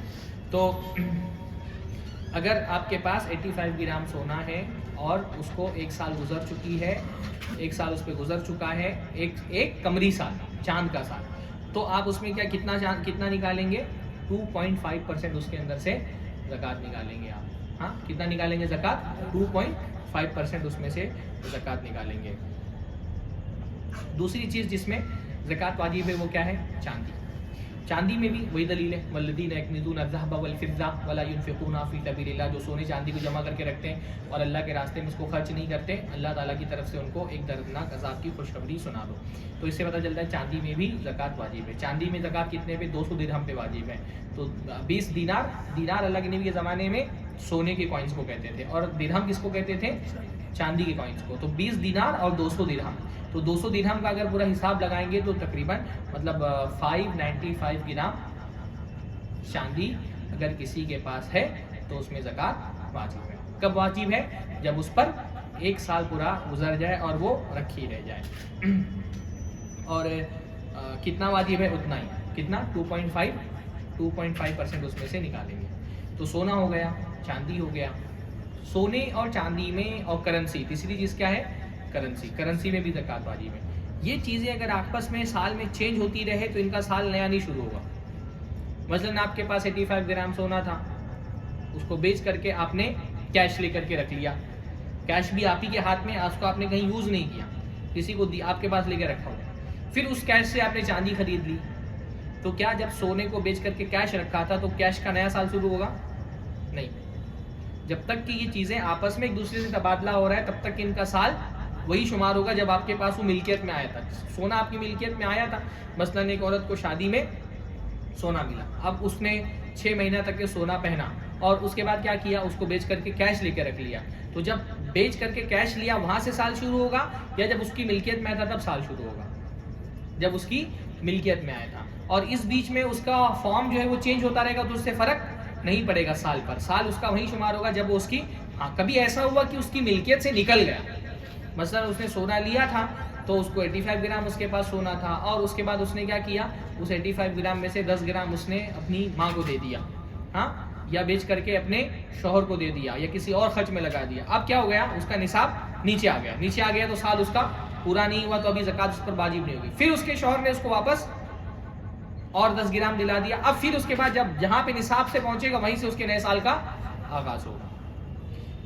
تو سونے پہ زکوٰۃ واجب ہے، چاندی پر زکوٰۃ واجب ہے. اور تیسری چیز کیا ہے، سونے چاندی کی جو کرنسی ہے. اچھا، سونے چاندی پر ایک بات یہ بھی یاد رکھیں، سونا چاندی چاہے وہ بسکٹ کے فارم میں ہو، کوائن کے فارم میں ہو، یا زیور کے فارم میں ہو، تینوں صورتوں میں اس پر زکوٰۃ واجب ہے. یعنی سونا چاندی اگر بسکٹ ہے اس کی تو بھی زکوٰۃ اس پہ واجب ہے اگر وہ نصاب تک پہنچا ہوا ہے تو، اور یا کوائنز ہوتے ہیں تو ان پر بھی زکوٰۃ واجب ہے. استعمال والے سونے کے بارے میں فقہا کے یہاں پہ اختلاف ہے. جو سونا استعمال، جیسے عورت نے پہلے زمانے میں کیا ہوتا تھا، سونا کرنسی کے طور پہ بھی استعمال ہوتا تھا اور زیور کے طور پہ بھی استعمال ہوتا تھا. تو اس زمانے میں فقہا کا اختلاف تھا کہ بھائی کرنسی تو ایک ایسی چیز ہے جس کو آپ لین دین کرتے ہیں، پر استعمال والی چیز زیور جو ہے وہ استعمال والی چیز ہے. تو اصولی بات ہے کہ استعمال کی چیزوں پہ زکوٰۃ نہیں ہے. جیسے گاڑی ہے، کسی کے پاس قیمتی موبائل ہے، تو استعمال والی چیزوں پہ اصلاً زکوٰۃ نہیں ہوتی ہے. تو اس زمانے میں بہت سارے فقہا کی رائے یہ تھی کہ اگر سونا بھی استعمال والا ہے تو اس پر زکوٰۃ نہیں ہوگی. لیکن ہمارے دور میں سونے کا اور کوئی یوز ہی نہیں ہے نا. نارملی اگر کوئی ٹریڈنگ نہ کرتا ہو تو نارملی سونا جو ہے وہ زیور ہی کے طور پہ استعمال ہوتا ہے. پہلی بات تو یہ ہے، ہمارے یہاں بعض لوگوں نے یہ کیا نا کہ وہ فتوے اٹھا کر کے دینا شروع کر دی ہندوستان میں کہ بھائی دیکھو پرانے فقہا جو ہیں ان میں سے بہت سارے لوگ اس کے قائل تھے کہ استعمال کے زیور پہ زکوٰۃ نہیں ہے، تو ہندوستان میں استعمال کے زیور پہ زکوٰۃ نہیں دی جائے گی. حالانکہ اس زمانے کا عرف اور ہمارے زمانے کا عرف جو ہے وہ تبدیل ہو گیا. جو عرف کہتے ہیں کسٹمز کو، جو رواج ہوتا ہے. پرانے زمانے میں اگر آدمی کو ادخار یعنی اپنا پراپرٹی بنانے کے لیے سونا چاہیے ہوتا تھا تو وہ درہم دینار کی شکل میں ہی رکھتا تھا. تو ہمارے زمانے میں، اور اگر اس کو استعمال کرنا ہے تبھی وہ زیور بناتا تھا، ورنہ وہ فارمیٹ میں رکھا رہتا تھا سونے چاندی پر. پر ہمارے زمانے میں جو عورتیں زیور بناتی ہیں وہ صرف زیبائش کے لیے نہیں بناتی ہیں. ان کے ذہن میں یہ بات بھی ہوتی ہے کہ ضرورت میں سونا کام آ جائے گا. صحیح ہے کہ نہیں ہے؟ عورت کبھی بھی صرف زینت کی نیت سے زیور نہیں رکھتی ہے. کہیں نہ کہیں یہ بات رہتی ہے کہ سونے کا زیور مشکل میں کام آئے گا، کچھ مسئلہ ہوا تو اس کو بیچ کر کے فائدہ اٹھا سکیں گے. تو ہر عورت کے، بلکہ ہمارے معاشرے میں سونے کا زیور بناتے ہوئے یہ ذہنیت ہوتی ہے کہ یہ فائدہ پہنچائے گا آگے. تو پرانے فقہا کی جو اختلافات ہیں وہ اس طرح کی صورتحال پہ نہیں ہے. فقہا اس کو مانتے ہیں کہ اگر کسی نے زیور اس نیت سے بنایا ہو تاکہ مستقبل میں اس کو بیچ کر کے فائدہ بھی اٹھا سکتے ہیں، سیکیورٹی کے طور پہ پیسہ سنبھال کر کے رکھ دیں گے، کیونکہ انویسٹمنٹ کا بھی ذہن ہوتا ہے. تو اگر ادخار کی نیت ہے تو چاہے زیور ہو تبھی بھی اس کو زکوٰۃ دینی پڑے گی. اور ہندوستان میں اس لیے جو جاہل لوگ ہیں بہت سارے وہ بولتے تھے استعمال میں زیور پہ زکوٰۃ نہیں. پرانے فقہا میں، پرانے فقہا کے یہاں استعمال کی زیور پہ زکوٰۃ نہیں ہونے کی شرط یہ ہے کہ اس کی ادخار کی نیت نہ ہو. پر ہمارے زمانے میں ادخار کی بھی نیت، ادخار سمجھ رہے ہیں نا کہ جمع کر کے رکھیں تاکہ مشکل میں کام آئے، تو اس کو ادخار کہتے ہیں. تو یہ ادخار کی نیت بہرحال عورتوں کی ہوتی ہے. تو استعمال والے زیور پر زکوٰۃ ہے اصلاً. اور صحیح بات یہ ہے کہ اگر ادخار کی نیت نہیں ہو تو بھی زیور پہ زکوٰۃ ہے، کیونکہ اللہ کے رسول اللہ نے فرمایا جو سونے چاندی کو جمع کر کے رکھتے ہیں اور خرچ نہیں کرتے، تو اس میں کہیں اللہ تعالیٰ نے یہ نہیں کہا کہ درہم و دینار کی شکل میں جمع کرتے ہیں، کسی بھی شکل پہ جمع کرتا ہو. سونے پر زکوٰۃ ہے تو سونے پر زکوٰۃ ہے. اللہ تعالیٰ نے فرمایا سونے اور چاندی پہ زکوٰۃ دینا پڑے گا. بہت ساری حدیثیں بھی اس بارے میں، جیسے حضرت عائشہ کے بارے میں آتے ہیں کہ اللہ کے نبی صلی اللہ علیہ وسلم ان کے گھر میں داخل ہوئے تو دیکھا کہ ان کے ہاتھ میں انگوٹھیاں ہیں. تو اللہ کے نبی صلی اللہ علیہ وسلم سے ان سے پوچھا کہ یہ تم نے کیا کیا، کیا بنا ہوا ہے؟ تو کہا کہ اللہ کے نبی صلی اللہ علیہ وسلم میں نے یہ سونے کی انگوٹھیاں بنوائی، چاندی کی انگوٹھیاں تھیں. تو کہا چاندی کی انگوٹھیاں بنوائی ہیں تاکہ میں آپ کے لیے اس سے زینت کروں. تو کہا کہ تم اس کی زکوٰۃ دیتی ہو؟ تو کہا نہیں. تو اللہ نے فرمایا ہوا حسبک من النار، تم کوئی جہنم میں لے جانے کے لیے کافی ہے. تو اگر استعمال والے زیور پہ زکوٰۃ نہیں ہوتی تو اللہ کے نبی صلی اللہ علیہ وسلم ان انگوٹھیوں کے بارے میں تھوڑی کہتے کہ تم کو جہنم میں جانے کے لیے کافی ہے. یہ روایت ابو داؤد کی شیخ البانی نے صحیح کہا ہے. اس کے علاوہ ایک بہت مشہور روایت ہے کہ ایک عورت اللہ کے نبی صلی اللہ علیہ وسلم کے پاس آئی اور ان کے ساتھ ان کی بیٹی تھی، اور ان کی بیٹی کے ہاتھ میں موٹے موٹے سونے کے کنگن تھے. تو اللہ کے نبی صلی اللہ علیہ وسلم نے پوچھا کہ کیا تم اس کی زکوٰۃ دیتی ہو؟ تو انہوں نے کہا نہیں. تو اللہ کے نبی صلی اللہ علیہ وسلم نے فرمایا کہ تم کو کیا یہ بات پسند ہے کہ قیامت کے دن تم کو اس کی جگہ پر آگ کے کڑے پہنائے جائیں؟ تو انہوں نے کیا کیا، وہ پورا سونا ہی نکال کر کے دے دیا. حالانکہ زکوٰۃ دینی تھی پر اتنا اللہ کا خوف تھا کہ پورا سونے کا کڑا ہی نکال کر کے دے دیا. حالانکہ اگر استعمال کے زیور پہ زکوٰۃ نہیں ہوتی تو اللہ کے نبی ان سے تھوڑی کہتے کہ اگر تم زکوٰۃ نہیں دیتی ہو تو تم کو اس کی جگہ آگ کے کڑے پہنائے جائیں گے. تو صریح روایتیں بھی موجود ہیں کہ اللہ کے نبی صلی اللہ علیہ وسلم نے بتایا ہے زیور کے استعمال والے زیور پر زکوٰۃ ہے. اور اگر یہ صریح روایتیں نہیں بھی ہوتی تو جو عمومی حدیث ہیں جس میں سونے پر زکوٰۃ دینے کے لیے کہا گیا وہ دلیلیں بھی کافی تھیں انشاءاللہ تعالیٰ. تو سونے کا زیور بھی ہو تو بھی اس پر زکوٰۃ دینی ہے. جو یہ میں اس لیے بول دے رہا ہوں، پہلے یہ مسئلہ ویسے بھی ہندوستان میں عام نہیں ہے. یہ 2-4 لوگوں نے ویڈیو بنا کر کے پچھلے 2-3 سالوں میں بہت فتنہ پھیلایا کہ سونے پر زکوٰۃ نہیں. میرا اس کا بہت تفصیلی جواب یوٹیوب پہ موجود ہے. سونے کے زیور پہ زکوٰۃ جو ہے نا، یوٹیوب پہ سرچ کریں گے کہ استعمال کے زیور پہ زکوٰۃ، تو انشاءاللہ تعالیٰ آپ کو وہ مل جائے گا. سرفراز کے ذریعے سرچ کریں گے. سونا ہو گیا، چاندی ہو گیا. تیسری چیز کرنسی پر زکوٰۃ ہے نا. کرنسی، کیونکہ اللہ کے نبی صلی اللہ علیہ وسلم کے زمانے میں جو فیٹ کرنسی ہمارے یہاں یوز ہوتی ہے، پیپر کرنسی، وہ تو اللہ کے نبی صلی اللہ علیہ وسلم کے زمانے میں بھی نہیں تھی، اور عام طور پہ پرانے فقہا کے زمانے میں بھی اس طرح کی کرنسی یوز نہیں ہوتی تھی. پر اس کرنسی کی جگہ پہ کیا استعمال ہوتا تھا؟ وہاں پہ درہم اور دینار استعمال ہوتا تھا. تو اب ہمارے زمانے میں درہم و دینار سونے چاندی کی ایک شکل میں تو استعمال نہیں ہوتے. ایک طرح سے کرنسی جو ہے وہ ان کا بدل ہے. درہم و دینار کی بھی ویلیو کیوں ہے؟ کیونکہ وہ سونے چاندی کے. سونے چاندی کی ویلیو کیوں ہے؟ کیونکہ وہ اللہ کے نبی صلی اللہ علیہ وسلم کے زمانے میں ایز اے کرنسی یوز ہوتے تھے. تو اس سے پتہ چلا کہ وہ چیز جو کرنسی کے طور پہ استعمال ہو رہی ہے اس میں بھی زکوٰۃ ہوگی. اس کا بھی حکم کون سا ہوگا؟ سونے چاندی کا حکم ہوگا. تو کسی کے پاس اگر پیسہ اماؤنٹ میں کرنسی میں موجود ہے تو اس پر بھی وہ زکوٰۃ دے گا. کرنسی کی زکوٰۃ میں سب سے بڑا مسئلہ تو یہی آتا ہے کہ کرنسی کا نصاب کیسے طے کریں گے؟ سونے سے طے کریں گے یا چاندی سے طے کریں گے؟ جیسے سونا تو اگر 85 گرام سونا آج کے زمانے میں خریدنے جائیں گے تو کتنے کا آئے گا؟ تقریباً 50. ایک تولے کا کتنا چل رہا ہے؟ ہاں 60,000 چل رہا ہے. تو کتنا ہوگا؟ 50 بھی مان لو تو کتنا ہو جائے گا؟ 4.5 لاکھ کا ہو جائے گا. جبکہ 595 گرام چاندی کتنے کی ہو جائے گی؟ ہاں 45,000 کی. تو اصل میں پہلے زمانے میں چاندی کی ویلیو بہت زیادہ تھی. یہ جو نصاب طے کیا گیا تھا جب نا، تو تقریباً یہ تھا کہ سونے 85 گرام سونے کی قیمت اور 595 گرام چاندی کی قیمت ایک جیسی تھی. پر وقت گزرنے کے ساتھ ساتھ چاندی کی ویلیو بہت گھٹ گئی. پہلے زمانے میں چاندی کی بھی بہت ویلیو ہوتی تھی، بلکہ اصلاً چاندی ہی چلتا تھا کرنسی میں. دینار بہت کم لوگوں کے پاس ہوتے تھے، زیادہ تر لوگ درہم ہی یوز کرتے تھے. تو اب تو ویلیو بہت گھٹ گئی ہے. تو اب سوال یہ بہت بڑا مسئلہ پیدا ہوتا ہے کہ کرنسی کی ویلیویشن کیسے، آپ نصاب کیسے طے کریں گے کرنسی کا؟ چاندی سے طے کریں گے یا سونے سے طے کریں گے؟ اس میں علماء کا اختلاف.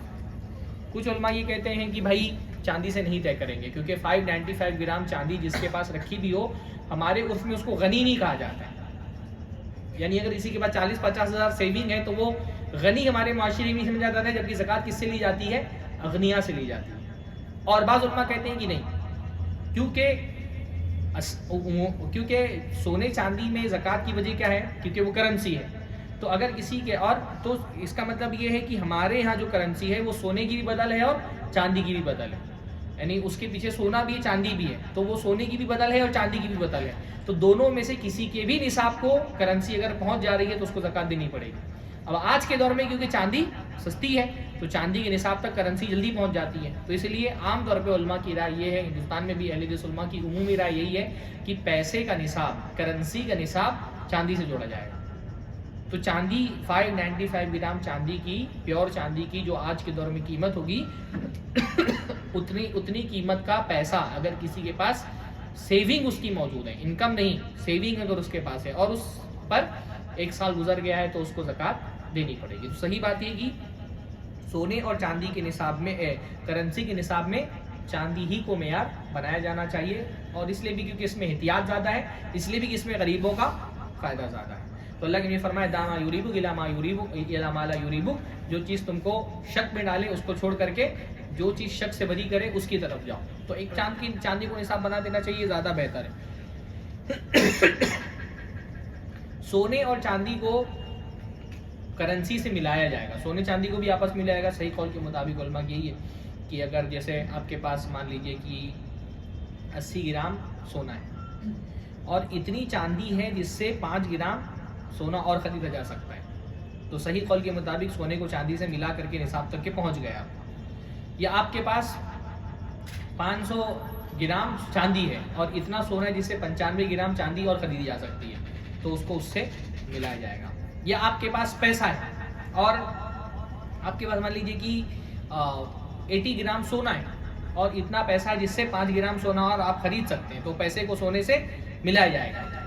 ہاں، یا آپ کے پاس چاندی ہے اور چاندی کے بعد آپ کے پاس مان لیجیے 500 گرام چاندی ہے اور اتنا پیسہ جن سے 95 گرام چاندی آ رہا آپ خرید سکتے ہیں، تو چاندی کو پیسے سے ملایا جائے گا. صحیح قول کے مطابق علماء کے یہی، کیونکہ پیسہ جو ہے وہ تو سونا بھی ہے اور چاندی بھی ہے. تو پیسے کو اکیلے نہیں کہ ان کے پاس پیسہ سونا اتنا ہے چاندی اتنا ہے پیسہ اتنا ہے تو سب کا الگ الگ حساب رکھا جائے گا. سب کو ملا کر کے دیکھا جائے گا کہ کسی بھی ایک چیز میں نصاب تک کے مال پہنچ رہا ہے کہ نہیں پہنچ رہا ہے. البتہ صرف اگر سونا ہے اور چاندی نہیں ہے اور سونا اور پیسہ بھی نہیں ہے اور سونا بھی نصاب تک نہیں پہنچ رہا ہے تو پھر سونے کو چاندی سے کنورٹ کر کے نہیں دیکھیں گے. فرق سمجھ رہے ہیں بھائی؟ اگر سونا بھی ہے چاندی بھی ہے تب تو سونے چاندی کو آپس میں ملا کر کے دیکھا جائے گا کہ چاندی کے نصاب تک پہنچ رہا ہے کہ نہیں پہنچ رہا ہے. لیکن صرف سونا ہے چاندی ہے ہی نہیں آپ کے پاس، اور سونا مان لیجیے کہ 80 گرام کا سونا ہے. اب 80 گرام سونا اگر آپ بیچ کر کے چاندی خریدیں گے تو چاندی آپ کے پاس نصاب تک پہنچ جائے گی، یا 80 گرام چاندی آپ سونا بیچیں گے تو آپ کے پاس کرنسی اتنی پہنچ جائے گی جسے 595 گرام چاندی خریدی جا سکتی ہے.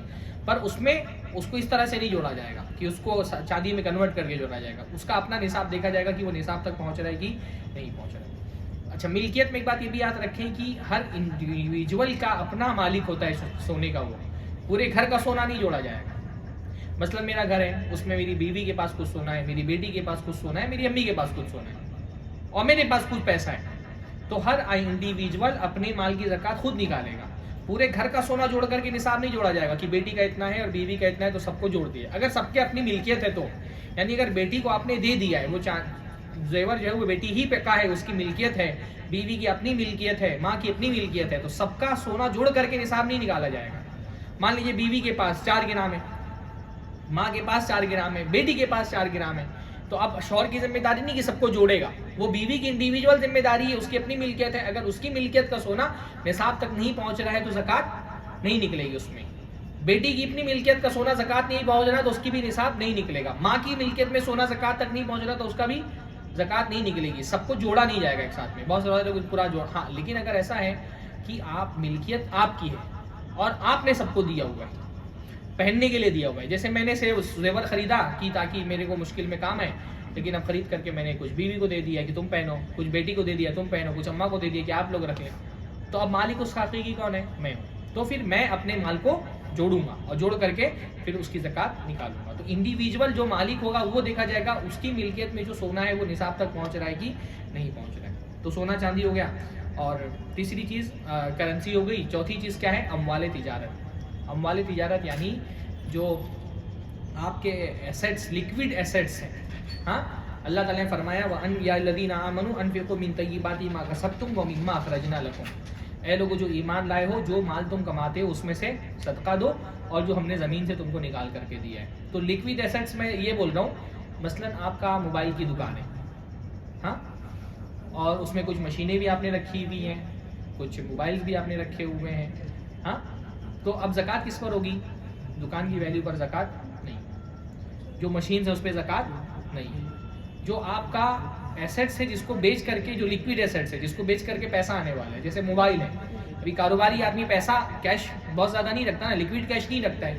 اس کے پاس پیسہ آئے گا تو وہ مال لے. تو جو مال بک کر کے اس کے بدلے میں کیش آپ کے ہاتھ میں آنے والا ہے، اس کو، اس کی ویلیو کو زکوٰۃ کرتے وقت کاؤنٹ کریں گے آپ کہ اس کی کتنی ویلیو ہے اور اس کو بھی کرنسی میں جوڑیں گے. یعنی جب آپ زکوٰۃ نکالنے کے لیے جائیں گے تو آپ دیکھیں گے آپ کے پاس سونا کتنا ہے، چاندی کتنی ہے، کرنسی کتنی ہے، اور آپ کی دکان میں جو مال رکھا ہوا ہے جو بکنے والا ہے، جو بکے گا وہ کتنا ہے، یہ آپ جوڑیں گے. دکان کی قیمت کتنی ہے، جو مشینیں ان کی قیمت کتنی ہے، یہ آپ نہیں جوڑیں گے. کیا کیا جوڑیں گے؟ کرنسی کتنی ہے آپ کے پاس، سونا کتنا ہے، چاندی کتنا ہے، اور جو ایک ایسیٹس ہیں جو بکنے والے ہیں، وہ لیکوڈ ایسیٹس، وہ کتنے ہیں، یہ آپ جوڑیں گے. باقی آپ کے استعمال، مثلا کہ کوئی آدمی کی کمپنی ہے، اب کمپنی میں بڑی سی مشین لگایا ہوا ہے، یا کپڑے کی کمپنی ہے تو اس میں لوم لگایا ہوا ہے بڑا، تو لوم کی قیمت نہیں جوڑی جائے گی، یا اس کی دکان کی قیمت نہیں جوڑی جائے گی، یا اس نے گاڑی رکھی ہوئی ہے وہاں ٹرانسفر کرنے کے لیے تو گاڑی کی قیمت نہیں جوڑی جائے گی. صرف وہ سامان جو بکنے والا ہے، جس کو چینج ہو کر کے پیسہ آنے والا ہے، وہ پیسہ آپ جوڑیں گے. تو اموال تجارت میں اس طرح سے زکوٰۃ ہے. اسی طرح خزانہ جو ہے اس میں بھی زکوٰۃ. خزانہ یعنی دفینہ، میں نے بتایا دفینے میں سب سے زیادہ زکوٰۃ ہے. کتنا ہے جو نکلتا ہے اس میں سے، رکاز اس کو کہا جاتا ہے، کتنا زکوٰۃ ہے اس میں؟ 20% ہے. خمس دینا پڑے گا پورا، 20% پوری زکوٰۃ اس میں سے نکالنی پڑے گی. پھر اس کے بعد جو اچھا اس کے بعد اور کون سی چیزیں جن میں زکوٰۃ ہے؟ اناج میں زکوٰۃ ہے. اناج میں جو بھی زمین سے نکلتا ہے سب طرح کے اناج میں زکوٰۃ ہے. صحیح بات یہی ہے کیونکہ اللہ نے کیا فرمایا؟ مما اخرجنا لکم من الارض، ہم نے جو زمین سے تم کو نکالا ہے اس میں زکوٰۃ ہے. بعض لوگ کہتے ہیں کہ جیسے صرف وہ ان چیزوں میں زکوٰۃ ہے جن کو اللہ کے نبی صلی اللہ علیہ وسلم نے بیان کیا ہے. صحیح بات یہ کہ ہر چیز جو زمین سے نکلتی ہے اس میں زکوٰۃ ہے، چاہے وہ اناج ہو، چاہے وہ پھل ہو، چاہے وہ سبزیاں. ایک حدیث میں آتا ہے کہ لیس فی الخضروات صدقہ، سبزیوں میں زکوٰۃ نہیں ہے، حالانکہ وہ حدیث سندن ضعیف ہے. تو جو بھی چیزیں نکلتی ہیں سب میں زکوٰۃ ہے. اور کتنا ہے زکوٰۃ؟ لیکن ایسا نہیں کہ جتنا بھی نکلا سب میں زکوٰۃ ہے. اللہ نے فرمایا لیس فی ما دون خمسۃ اوسق صدقہ، 5 وسق سے کم میں صدقہ نہیں ہے. 5 وسق کا تقریباً ہوتا ہے 750 کلو. یعنی کوئی غریب آدمی ہے، چھوٹا سا کھیتی باڑی اس کی ہے، 750 کلو اگر اس کا نکلا ہے ایک کٹائی کے وقت میں، سال میں نہیں جوڑا جائے گا. کیونکہ یہ جو اناج والی زکوٰۃ تھی کب دی جاتی ہے؟ سال پہ نہیں دی جاتی، کٹائی کے وقت ہی دی جاتی ہے. ہاں وَآتُوا حَقَّهُ یوم حصادہ، اللہ نے فرمایا کٹائی کے وقت اس کا حق دے دو. تو ایک کٹائی کے وقت اگر ایک سیزن میں اس کا 750 کلو سے زیادہ اناج نہیں ہوا ہے تو اس کو کچھ بھی زکوٰۃ نہیں دینی ہے. اگر 750 کلو اناج ہو گیا تو اس کو کتنی زکوٰۃ دینی ہے؟ اگر جو نیچرل بارش ہے اس سے اگر اناج ہوا ہے تو اس کو عشر دینا پڑے گا. عشر یعنی 10% ہے نا، 10واں حصہ دینا پڑے گا. اور اگر یعنی 10%، اور اگر ایسا اناج ہوا ہے جس میں آسمان سے بارش نہیں ہوئی، اس کو اپنا جو یعنی اپنے مشینری سے اس کو پانی کی سینچائی کرنی پڑی، ہاں جیسے پمپر سیٹ لگا کر کے کرتے ہیں، تو اگر اپنی مشینری سے اس نے کیا، پرانے زمانے میں جانور استعمال کرتے تھے، ریہٹ وغیرہ لگاتے تھے، ہمارے دور میں پمپ سیٹ لگاتے ہیں، تو اگر اس نے اپنے پانی سے اس کو سینچا ہے تو اس کو کتنا دینا پڑے گا؟ 5%. ہاں آدھا اس کو دینا پڑے گا. تو 5% کب ہے؟ جب اپنا پانی اس میں لگایا. اور اگر دونوں لگا ہے تو وہ دیکھے گا جتنا، اگر جیسے مان لیجیے دونوں لگا ہے تو 7.5% دے گا. ہاں یا اگر بارش کا پانی زیادہ لگا ہے اور اپنا پانی کم لگا ہے تو تھوڑا سا بڑھا دے گا ادھر، یا اپنا پانی زیادہ لگا ہے بارش کا کم لگا ہے تو تھوڑا ادھر بڑھا دے گا. ہمارے یہاں سب سے زیادہ زکوٰۃ میں کوتاہی کسان لوگ کرتے ہیں. عام طور پہ دیکھا گیا ہے حساب سے کسان لوگ زکوٰۃ نہیں دیتے، ایسے کچھ بھی نکال دیتے ہیں، پورا حساب لگا کر یہ دینا پڑے گا. اب آپ لوگ کسان، آپ کے یہاں تو کسانی نہیں ہوتی ہے نا، یہ ہوتی ہے؟ ہاں کھیتی باڑی کرنے والے لوگ نہیں یہاں پہ، تو اس پہ بہت ڈیٹیل میں ہم لوگ نہیں جاتے ہیں انشاءاللہ تعالیٰ. اب اس زکوٰۃ سے متعلق کچھ مسائل ہیں.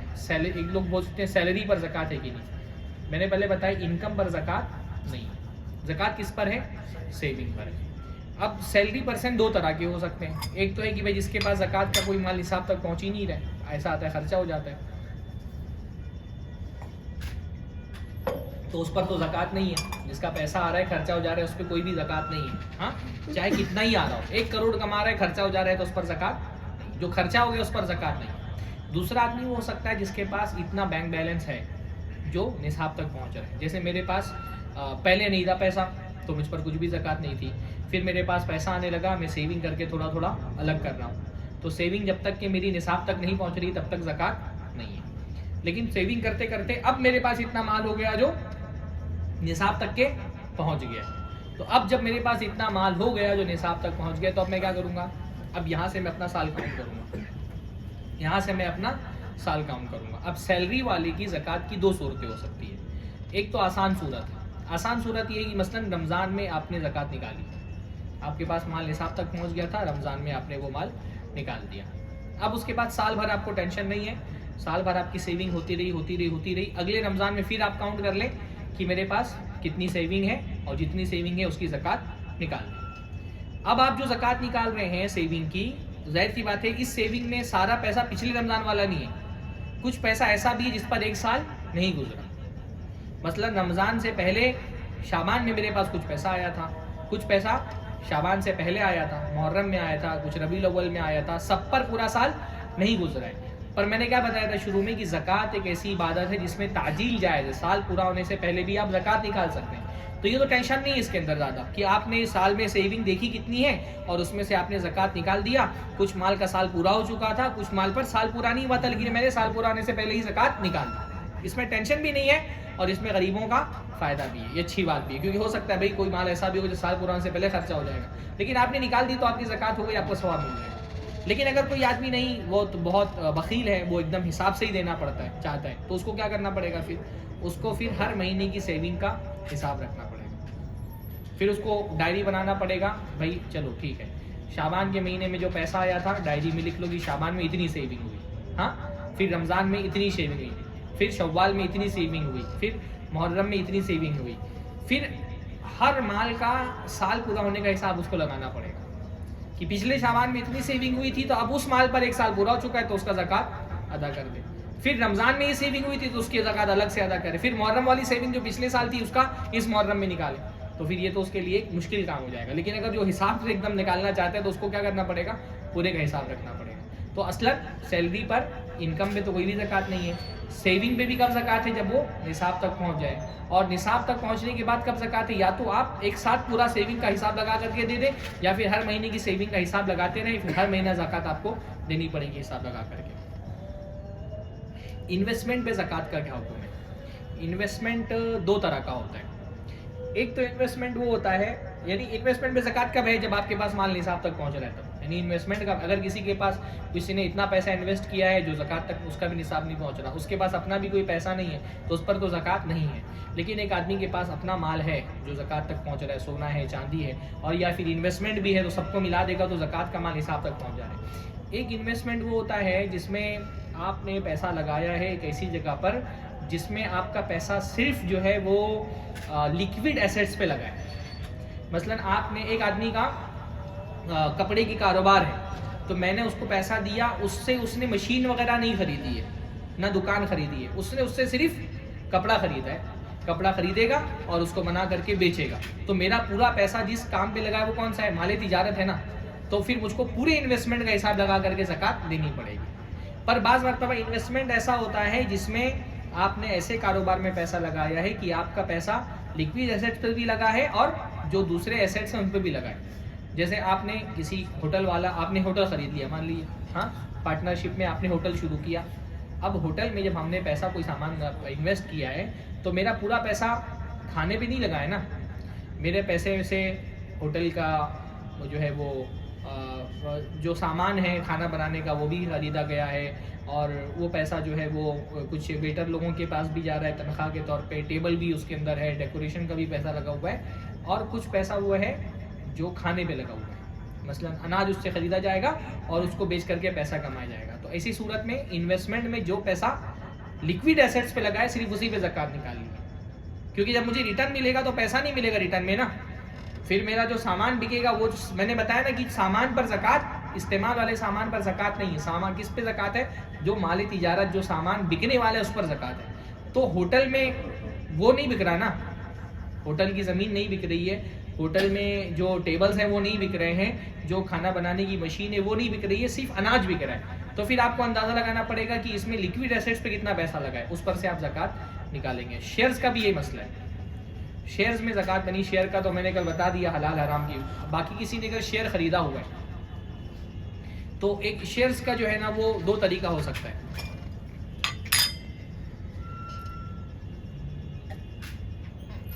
شیئر میں ٹریڈنگ کا ایک طریقہ ہوتا ہے جس کو ہم کہتے ہیں short term trading. Short term trading کا مطلب ہے کہ آدمی نے شیئرز خریدے ہیں اس لیے کہ دام بڑھے گا تو بیچ دیں گے، شارٹ ٹرم ٹریڈنگ والے ہی کرتے ہیں، ان کو اس سے کچھ نہیں لینا کہ ڈیویڈنڈ کتنا مل رہا ہے، بونس کیا مل رہا ہے، ان کو بس یہ دیکھنا ہے کہ میں نے شیئر خریدے ہوئے، اس کے دام بڑھ جائیں گے تو ہم اس کو بیچ دیں گے۔ تو ایسی صورت میں تو وہ خود شیئرز جو ہے وہ ایک طرح کا لیکوڈ ایسیٹس ہوتے ہیں، ہے نا، آپ کو اس سے کچھ نہیں لینا کہ کمپنی کا فائدہ ہو رہا ہے کہ نقصان ہو رہا ہے، بس ڈیمانڈ بڑھے گا تو قیمت بڑھ جائے گی، قیمت بڑھ جائے گی تو بیچ دوں گا، تو ایک طرح سے پھر وہ شیئرز جو ہیں وہ اپنے آپ میں کیا ہو جاتے ہیں، ایک طرح کا لیکوڈ ایسیٹ، خود شیئرز ہی لیکوڈ ایسیٹ ہیں۔ تو ایسی صورت میں تو آپ کو تمام شیئر کی جو موجودہ ویلیو ہے، جب آپ زکوٰۃ نکال رہے ہیں تو اس کی موجودہ کرنٹ ویلیو کے حساب سے آپ کو زکوٰۃ نکالنی ہے۔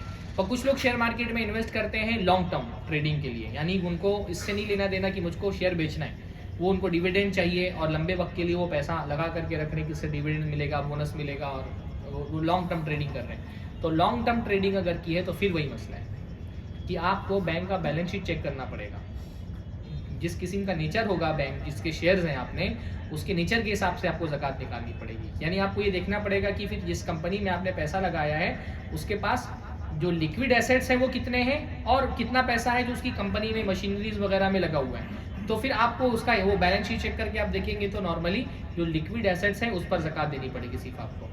عام طور پر علماء نے کہا ہے کہ کمپنیوں میں زیادہ سے زیادہ نارملی 25% تک کے لیکوڈ ایسیٹس ہوتے ہیں، लिक्विड एसेट समझ रहे हैं ना, जैसे मेरी बड़ी कंपनी है भाई, मैं मान लीजिए कि मेरी कंपनी जो है वो गाड़ियों की कंपनी है, तो गाड़ियों की कंपनी में बहुत सारी चीज़ें होती हैं, पूरा प्लांट है मेरा, प्लांट की वैल्यू पे ज़कात नहीं है, मेरी शोरूम्स हैं उस पर ज़कात नहीं है, सिर्फ जो कारें बिक रही हैं उस पर ज़कात है ना। तो जो जो सामान बिकने वो आपको फिर बैलेंस शीट जाकर के चेक करना पड़ेगा पूरा, कि उसमें से लिक्विड एसेट्स कितने हैं जो बिक करके पैसा आने वाला है, या जो प्रॉफिट है, या दूसरों के पास जो पैसा पड़ा हुआ है, डेप्थ है जो मुझको मिलने वाला है, तो उस पर ज़कात देनी पड़ेगी। तो ये शेयर्स की ज़कात है। अगर किसी ने किसी ज़रूरत के लिए कोई माल रखा हुआ है तो भी उसको ज़कात देनी पड़ेगी। ये सवाल बहुत आता है कि मैंने पैसा रखा है लेकिन बेटी की शादी के लिए रखा है, तो भाई किसी भी ज़रूरत से रखा हो, लेकिन पैसा अगर आपके पास है और 1 साल गुजर गया तो उस पर ज़कात देनी पड़ेगी। ज़मीन के बारे में बहुत सवाल आता है कि ज़मीन पर ज़कात है कि नहीं ज़कात है। ज़मीनें अलग अलग तरह की होती हैं। वो ज़मीन जिसमें आप रह रहे हैं, जैसे जो फ्लैट है या आपका बंगलो है, तो उस पर ज़कात नहीं, क्योंकि इस्तेमाल वाली चीज़ पर ज़कात नहीं है। तो ज़मीन जो आपके इस्तेमाल में आ रही है उस पर ज़कात नहीं है। कोई फार्म हाउस आपने ख़रीद के रखा हुआ है कि छुट्टियों में आप वहाँ जाएंगे, उस पर ज़कात नहीं है। कोई घर आपने बना लिया है और उसको आपने इसलिए बनाया है कि मेरे बच्चे बड़े हो जाएंगे तो वहाँ पे शिफ्ट हो जाएंगे, तो उस पर ज़कात, इस्तेमाल वाली ज़मीन पर ज़कात नहीं है। दूसरी किस्म की ज़मीनें वो होती हैं जो किराए के लिए आपने बनाया, कि आपने कोई फ्लैट ख़रीद लिया है, आपका मकसद क्या है कि उससे किराया आएगा, किराए से फ़ायदा उठाऊंगा मैं, तो उसी ज़मीन पर भी ज़कात नहीं। किराए पर ज़कात कब होगा? जब वो जमा हो जाए और निसाब तक पहुंच जाए और उस पर 1 साल गुजर जाए, वरना किराए पर भी, किराया भी आ रहा है, ख़त्म हो जा रहा है, तो किराए पर भी ज़कात नहीं है। हाँ, सिर्फ जो है वो इस ज़मीन पर ज़कात नहीं है जो आपने किराए के लिए ली, कि आप किराए पर दे के फ़ायदा उठाएंगे। तीसरी किस्म की ज़मीनें वो होती हैं जो आपने तिजारत के मकसद से ख़रीदी है, पैसा फंसाने के लिए, कि अभी इसको ख़रीद लो और उसके बाद जब इसका दाम महंगा हो जाएगा तो इसको बेच देंगे। तो अगर इस नीयत से आपने ज़मीन खरीदी है तो इस पर ज़कात है कि नहीं?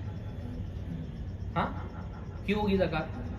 जो चीज़ें मैंने बताई उसमें से किस किस्म में आएगा?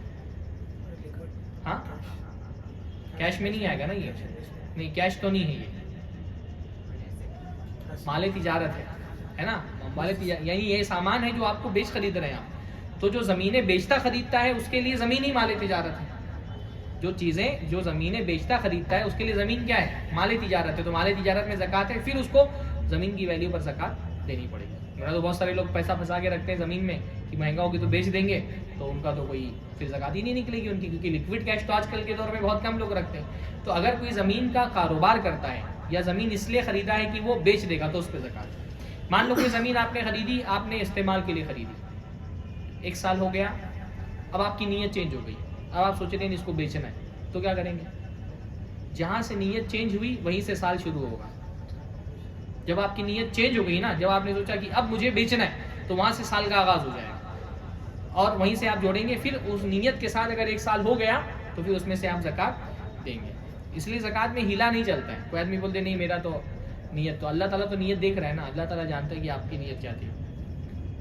बाकी इस्तेमाल वाली चीज़ों में कोई भी कितनी भी महंगी इस्तेमाल वाली चीज़ें उसमें ज़कात नहीं है। घड़ी आपकी कितनी भी महंगी हो, गाड़ी आपकी कितनी महंगी हो, मोबाइल आपका कितना कीमती है, इस्तेमाल सिवाय सोने और चांदी के जेवर के, क्योंकि सोने चांदी में ज़कात है, उसके अलावा कोई भी सामान आप इस्तेमाल करते हो, घर आपका कितना कीमती है, आप महल में रह रहे हैं, ताजमहल में भी रह रहे हैं तो ज़कात नहीं। गाड़ी आपकी कितनी भी कीमती है उस पर ज़कात नहीं है। कपड़े आपकी कितनी भी कीमती है उस पर इस्तेमाल की चीज़ों पर ज़कात नहीं है। इसी तरह से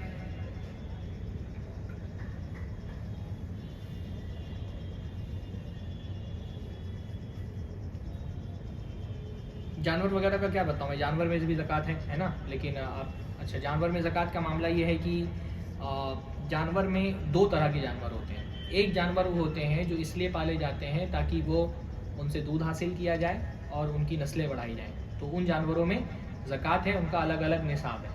तो वो निसाब की तफसील में मैं नहीं जा रहा हूँ, तो वो अगर निसाब तक पहुँच गए तो उनमें अलग अलग तरह से ज़कात है। कुछ दूसरे किस्म के जानवर वो होते हैं जो ट्रेडिंग के लिए रखे जाते हैं, यानी जानवर ख़रीद के जानवर बेचना है, उसको पाल करके नस्ल बढ़ाना मकसूद नहीं है। तो जो जानवर बेचने के लिए ख़रीदे गए हैं उनकी मार्केट वैल्यू पे ज़कात है, वो माली तिजारत की हैसियत से उनको ज़कात देनी पड़ेगी। समझ रहे हैं ना, माली तिजारत एक अलग ज़कात का निसाब है, और जो जानवर ख़रीदने के मतलब जिनकी नस्ल बढ़ाने के लिए, उनसे दूध हासिल करने के लिए, उनको पालने के लिए ख़रीदा जाता है, वो एक अलग चीज़ है, तो उनका तो एक अलग निसाब होगा। जो लेकिन माली तिजारत के हिसाब से जानवर हैं तो उनमें करेंसी के हिसाब से उनकी वैल्यू जुड़ी जाएगी। अगर जानवर इतने हैं कि वो 595 ग्राम जो चांदी का निसाब है उतनी कीमत तक पहुंच रहे हैं और 1 साल तक के वो जानवर है, तो फिर उसमें مال تجارت کے حساب سے زکوٰۃ دینا پڑے گا.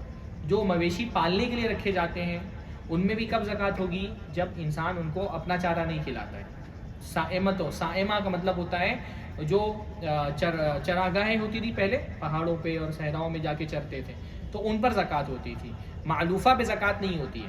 معلوفہ کا مطلب جن کو چارہ فراہم کرنا پڑتا ہے خرید کے، ان جانوروں پر زکوٰۃ. لیکن کب کس صورت میں؟ جب وہ مویشی ہیں. جب وہ تجارت کی نیت سے لائے گئے ہیں تو اب وہ مویشی کی زکوٰۃ اس میں سے نہیں ملے گی، اس میں سے مال تجارت کی. تو مال تجارت کی حیثیت سے ہر صورت میں آپ کو زکوٰۃ دینی پڑے گی، چاہے آپ ان کو اپنا خود کا چارہ، آپ کہیں نا ڈیری فارم میں چھوڑنے جا رہا تھا پھر مجھے یاد آیا کہ آپ کو جانور کا مسئلہ ہے. تو اگر آپ تجارت کی نیت سے لائے ہیں کہ اس کو بڑا کر کے بیچ دینا ہے، اس کو اس کی نسل آگے نہیں بڑھانا ہے یا اسے دودھ نہیں حاصل کرنا ہے، تو تجارت کی نیت سے تو پھر وہ مال تجارت کاؤنٹ ہوگا. پھر اس میں نصاب بھی مال تجارت کا دیکھا جائے گا، اور اس میں پھر یہ نہیں دیکھا جائے گا کہ اس کو چارہ خدا فراہم کر رہے ہیں یا وہ عوامی چراگاہ سے چل رہا ہے. لیکن اگر اس کو اس نیت سے لائے ہیں کہ اس کی نسل بڑھانی ہے آگے اور اس کے دودھ سے فائدہ اٹھانا ہے، تب اس کو مویشی والا نصاب دیکھا جائے گا. مویشی والا نصاب الگ الگ ہے، اس طرف میں نہیں جا رہا ہوں، وہ مجھے یاد بھی نہیں رہتا، اتنا مشکل ہے وہ. اسی طرح سے عاملہ پر بھی زکوٰۃ نہیں ہے، یعنی ایسے جانور پر زکوٰۃ ہے جس کو خاص اس لیے رکھا گیا ہو تاکہ اس سے نسل آگے بڑھائی جائے. جیسے بیل رکھتے ہیں لوگ لیکن اس کا مقصد ہے ہل جوتنا، تو اس پر زکوٰۃ نہیں ہے. لیس فی العوامل صدقہ، اللہ نے فرمایا عامل جو جانور ہے جس کو اس لیے رکھا گیا ہے تاکہ اس سے فائدہ اٹھایا جائے تو اس پر زکوٰۃ نہیں ہے. جو اس کو کام لیا جا رہا ہے اس پر زکوٰۃ نہیں ہے. اور ہر قسم کے جانور میں زکوٰۃ نہیں، جیسے اونٹ پر زکوٰۃ ہے، گائے پہ زکوٰۃ ہے، بکرے پر زکوٰۃ ہے نا. صرف گھوڑے پہ میرے خیال سے زکوٰۃ نہیں. تو ہر قسم کے جانور پر زکوٰۃ نہیں. بھیڑ پر زکوٰۃ ہے. اب یہ ایک اہم مسئلہ ہے، زکوٰۃ کے مستحقین کون کون لوگ ہیں. تو زکوٰۃ کے مستحقین میں اللہ نے سورہ انعام کی سورہ توبہ ہی کی ایک آیت میں اللہ تعالیٰ نے سارے زکوٰۃ کے مستحقین کا ذکر کر دیا ہے. اللہ تعالیٰ فرماتے ہیں انما الصدقات للفقراء والمساکین، کی زکوٰۃ ہے ایک منٹ انما الصدقات للفقراء والمساکین، زکوٰۃ ہے فقراء پر اور مساکین کے لیے. سب سے پہلے مستحق زکوٰۃ کے کون ہیں؟ فقیر اور مسکین لوگ. فقیر اور مسکین میں دو بنیادی فرق ہوتا ہے. پہلا تو فقیر اس کو کہتے ہیں جو بالکل معدوم المال ہو. معدوم المال مطلب اس کے پاس کچھ بھی مال نہیں ہے، کوئی کاروبار نہیں کرتا ہے، کوئی تجارت نہیں کر رہا، کوئی جاب نہیں لگا ہوا ہے، بالکل جیسے کچھ لوگ ہیں بھائی معذور ہیں یا اتنا بوڑھا ہو گیا اب کاروبار کے لائق نہیں رہ گیا ہے، یا ہے نہیں کوئی کاروبار ہی نہیں اس کے پاس، کوئی پیشہ کچھ آتا ہی نہیں ہے اس کو. تو ایک تو فقیر اس کو کہتے ہیں. مسکین کس کو کہتے ہیں؟ جس کے پاس کوئی مال ہو پر اتنا نہ ہو کہ اس کی بیسک ضرورتیں پوری ہو سکتی، جو حاجات ہیں اس کے وہ پورے ہونے بھر کا نہ ہو.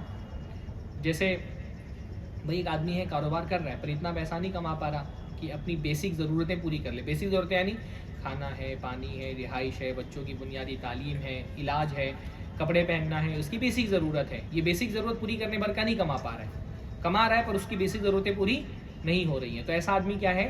مسکین. اللہ نے فرمایا مسکین وہ نہیں جو ایک ایک لقمے کا محتاج ہو. مسکین وہ ہے جس کے پاس اتنا غنا نہ ہو کہ اپنی ضرورت پوری کر لے جائے. تو فقیر اور مسکین میں پہلا فرق یہ ہوتا ہے. اس لیے آپ دیکھیے کہ جو سورہ حضرت خضیر والا واقعہ ہے اس میں اللہ تعالیٰ نے کیا فرمایا؟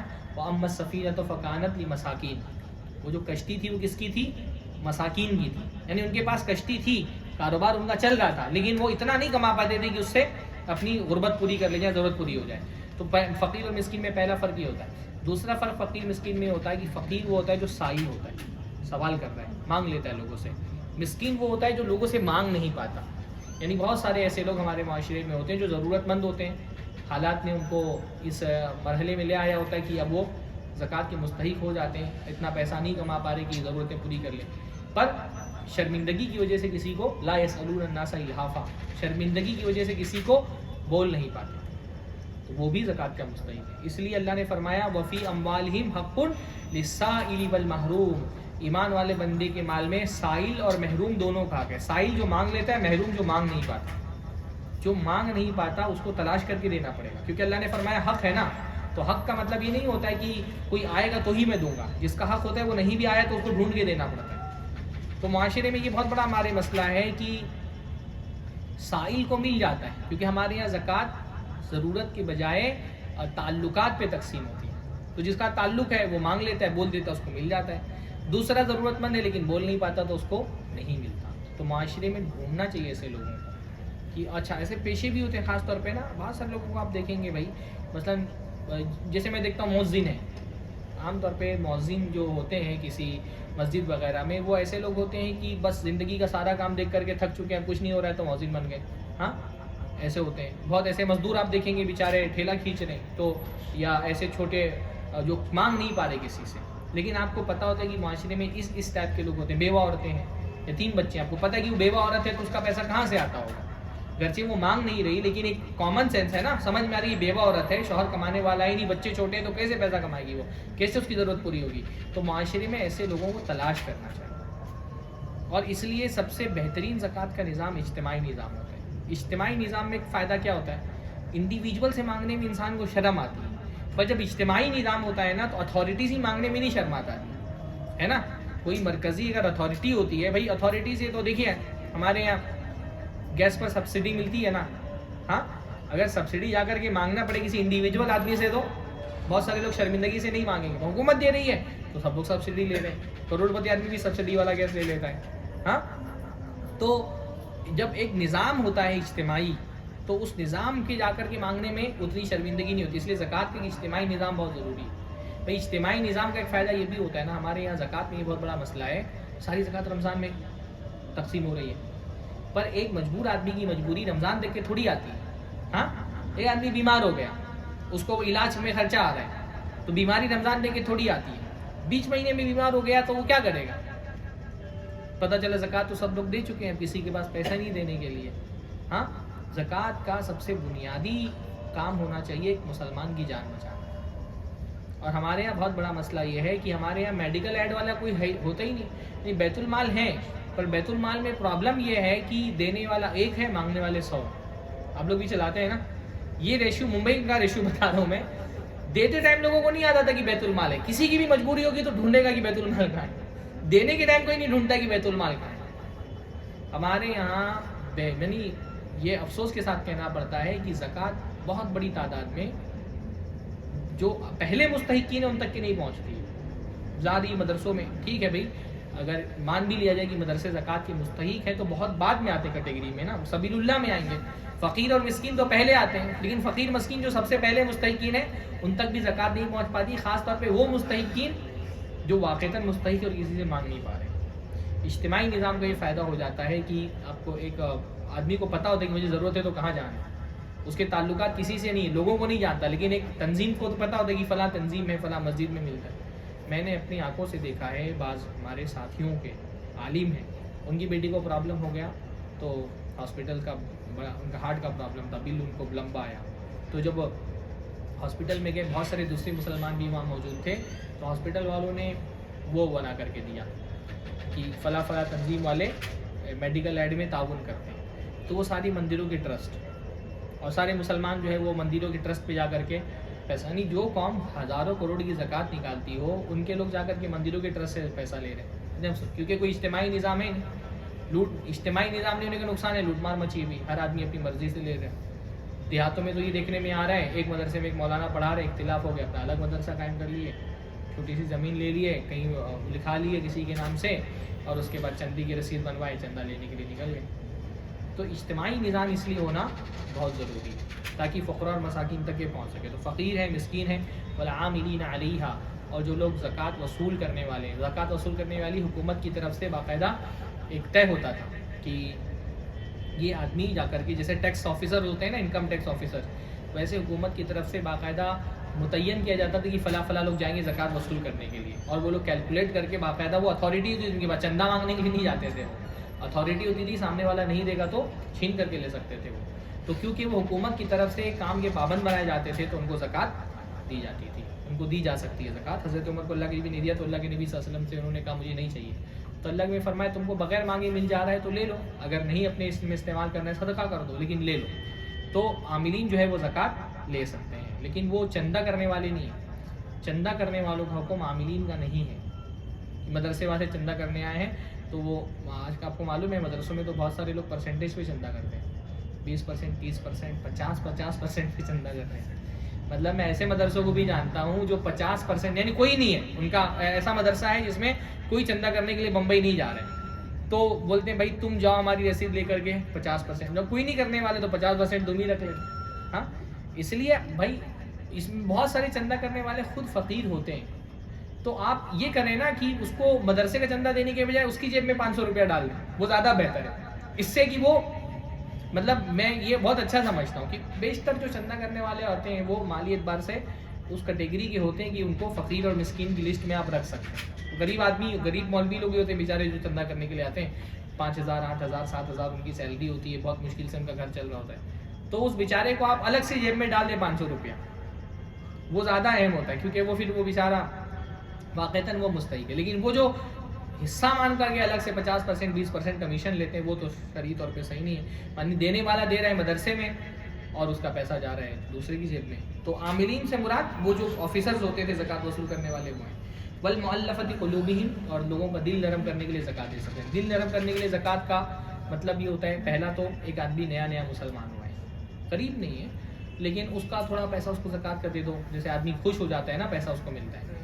یا دوسرا قسم کا وہ بندہ ہے جو اس بات کا امکان ہے کہ دل اسلام کی طرف آ رہا ہے اور مسلمان ہو جائے گا وہ, تو اس کو تھوڑا سا اور ایک پیسے کا بھی وہ ہو جائے کہ بھائی مسلمان اتنے خیر خواہ ہیں, تو ایسے آدمی کو بھی دیا جا سکتا ہے. تیسری صورت, کوئی علاقہ ایسا ہے جہاں پہ مسلمانوں کے کوئی دشمن ہے کافر, صرف یہی ایک صورت ہے جس میں کافر کو آپ زکوٰۃ کا پیسہ دے سکتے ہیں. کوئی مسلمانوں کا دشمن ہے کافر, اگر اس بات کا امکان ہے کہ ان کو کچھ زکوٰۃ کا پیسہ دیا جائے تو یہ مسلمانوں کو ایذا نہیں پہنچائیں گے, تو ایسی صورت میں بھی زکوٰۃ کا پیسہ دیا جا سکتا ہے. خاص طور پہ ایسے علاقے نا جہاں مسلمان دلتوں کے بیچ میں بہت رہتے ہیں. عام طور پہ دنگوں میں بڑے پیسے والے لوگ آ کر کے توڑ پھوڑ نہیں کرتے, دلت لوگ ہی عام طور پہ ہوتے ہیں, انہیں کو 200-500 روپیہ دے کر کے اور جھونکا جاتا ہے فسادات کی آگ میں. تو میں اس کو بہت سوچتا ہوں کہ ایسا ہونا چاہیے, ارے بھائی مجھے بھی چائے پلا دو, ہاں ایسا ہونا چاہیے کہ آپ تھوڑا سا پیسہ زکوٰۃ کا نکال کے کچھ سوشل ورک ان میں کر دیں. ہاں دے دیجیے, اس میں دے دیجیے, کوئی مسئلہ نہیں.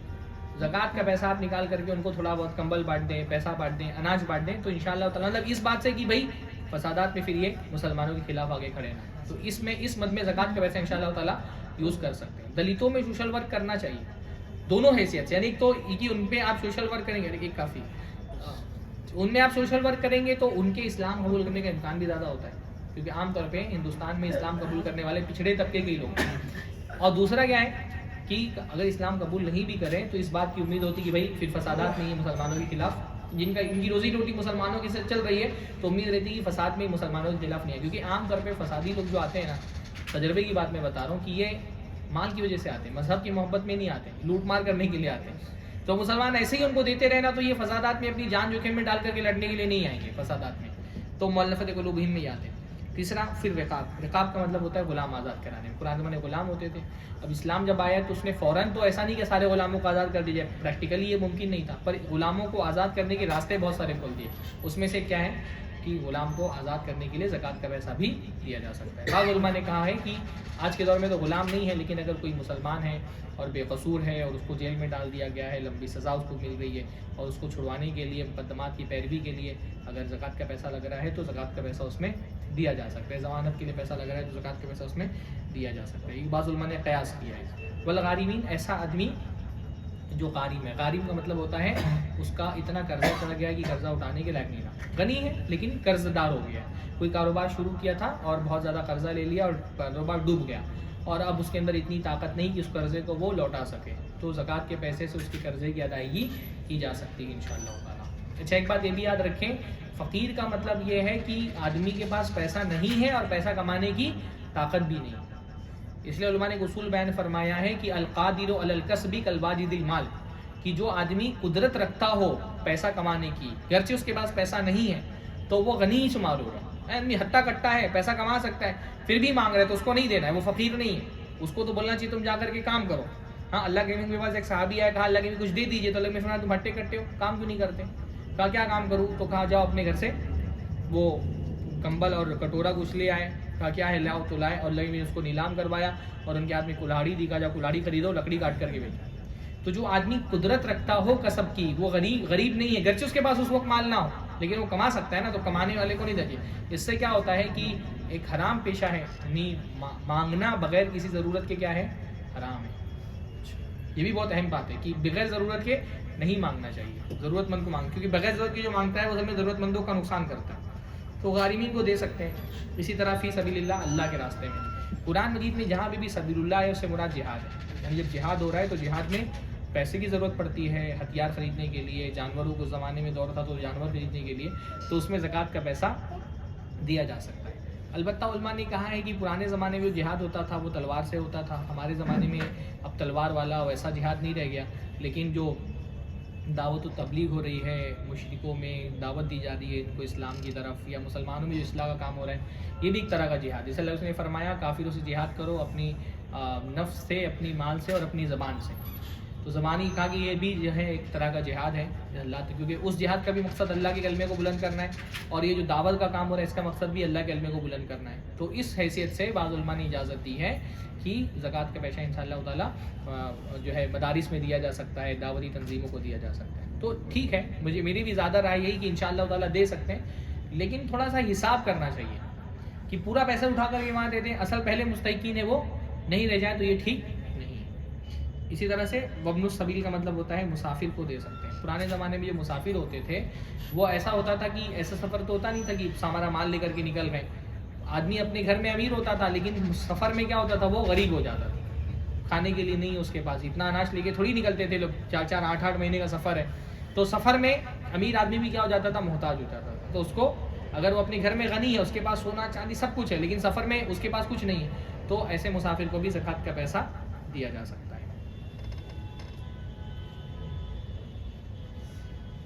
ایک سوال بہت آتا ہے کہ بھائی غریب لڑکی کو شادی کے لیے زکوٰۃ دے سکتی کہ نہیں دے سکتے؟ اگر واقعتاً کسی معاشرے میں ایسا مسئلہ ہو، کلکتہ میں جو لوگوں نے بتایا بہت زیادہ زکوٰۃ، میڈیا وہ جو والے بول رہے تھے کہ ہمارے یہاں زیادہ تر زکوٰۃ شادیوں میں ہی جاتی ہے۔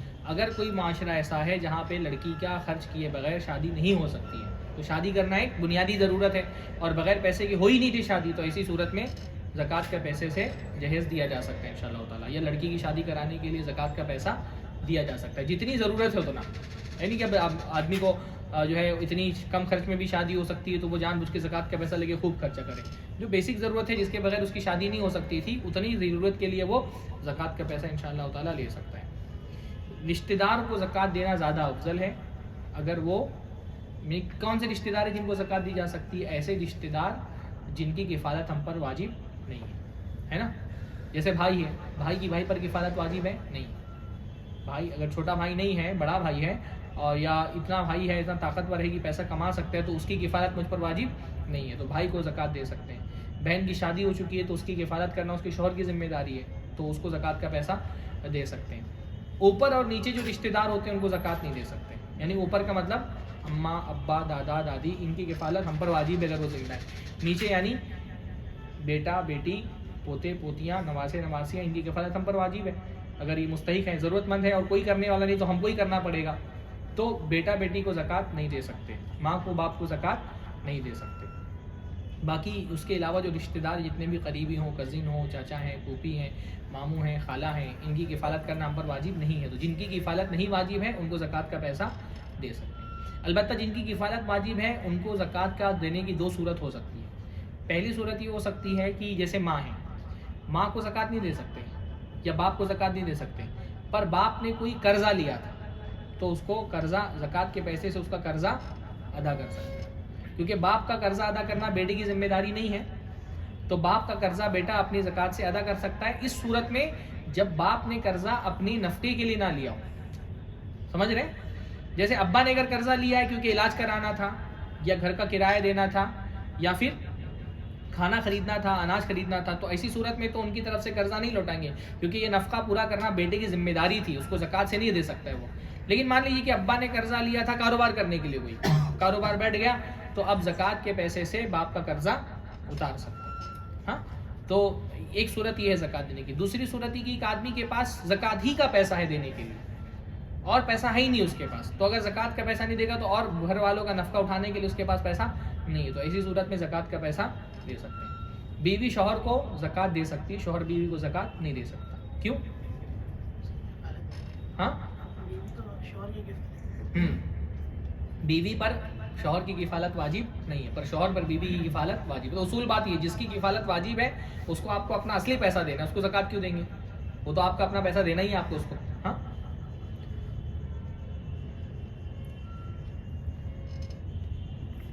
کن لوگوں کو زکوٰۃ دینا افضل ہے؟ پہلا تو یہ کہ رشتہ داروں کو زکوٰۃ دینا افضل ہے نا، کہ اللہ نے فرمایا عام آدمی کو زکوٰۃ دینا صرف صدقہ ہے، اور اب رشتہ داروں کو زکوٰۃ دینے کا ڈبل ثواب ہے، صدقے کا بھی ثواب ہے اور صلہ رحمی کا بھی ثواب ہے۔ دوسرا، جو زیادہ متقی ہے اس کو دینے کا ثواب زیادہ ہے نا، جو جتنا متقی ہے، کیونکہ متقی آدمی کو آپ جب زکوٰۃ دیں گے تو آپ کے دیے ہوئے مال سے وہ اللہ تعالیٰ کی اطاعت کا کام کرے گا، کچھ کھائے گا، طاقت آئے گی تو نماز پڑھے گا، ہے نا، روزہ رکھے گا تو سحری کرے گا، افطار کرے گا آپ کے پیسے سے۔ تو جو جتنا متقی ہے اس کو زکوٰۃ دینا اتنا ہی۔ اگر آپ کے پاس دو آپشن ہیں، دونوں لوگ یکساں سطح پر مجبور ہیں، پر ایک مجبور آدمی دیندار بھی ہے، تو دیندار کو بے دین پر ترجیح دے، بے دین کو بھی دے سکتے ہیں پر دیندار کو ترجیح دینا چاہیے۔ تو جو جتنا متقی ہے، پھر جو جتنا قریبی ہے، پھر جو جتنا زیادہ محتاج ہے۔ دو لوگ ہیں، ایک آدمی زیادہ محتاج ہے، ایک آدمی کم محتاج ہے، تو زیادہ جو محتاج ہے وہ زیادہ زکوٰۃ کا مستحق ہے۔ ایک آدمی ہے اس کی بیسک پوری نہیں ہو رہی، کھانا پینے یا دوسری چیزوں کی ضرورت ہے، ایک آدمی جو مرنے والا ہے، اس کو پیسہ نہیں دیا تو وہ مر جائے گا، تو مستحق کون ہے زیادہ؟ وہ جس کی جان بچانا ضروری ہے۔ تو احوج کو زکوٰۃ دینا زیادہ اہم ہے۔ اسی طرح سے بہتر یہ ہے کہ کسی علاقے میں جو زکوٰۃ نکل رہی ہے پہلے اپنے علاقے کے لوگوں کو دیں، کیونکہ اللہ نے فرمایا تو خذوا من اغنیاہم وترد علی فقراہم، ان کے غنی سے لے کر کے ان کے فقیر کو دے دیا جاتا ہے۔ تو علاقے کے لوگ پہلے مستحق ہیں۔ البتہ ضرورت کے وقت زکوٰۃ دوسرے شہر میں بھی دی جا سکتی ہے، جیسے یمن کی زکوٰۃ مدینہ میں آتی تھی تو دوسرے شہر میں بھی دی جا سکتی ہے، یا ایک آدمی ہے اس کے رشتہ دار دوسرے شہر میں ہیں، وہ زیادہ مستحق ہیں، تو غیر رشتہ دار کو اپنے شہر کے دینے کے بجائے دوسرے شہر کے جو رشتہ دار ہیں ان کو زکوٰۃ دی جا سکتی ہے۔ پھر جس آدمی میں اسی طرح سے طالب علم ہے یا عالم ہے، اس کو اگر زکوٰۃ دینا ہے تو زیادہ ثواب ہے۔ اللہ کے نبی ہم کے پاس ایک صحابی آیا اور کہا کہ میرا جو بھائی ہے وہ آپ کے یہاں پہ پڑھتا رہتا ہے اور میں اکیلے کماتا ہوں، تو آپ اس کو بولیے وہ میرے ساتھ کمائیں۔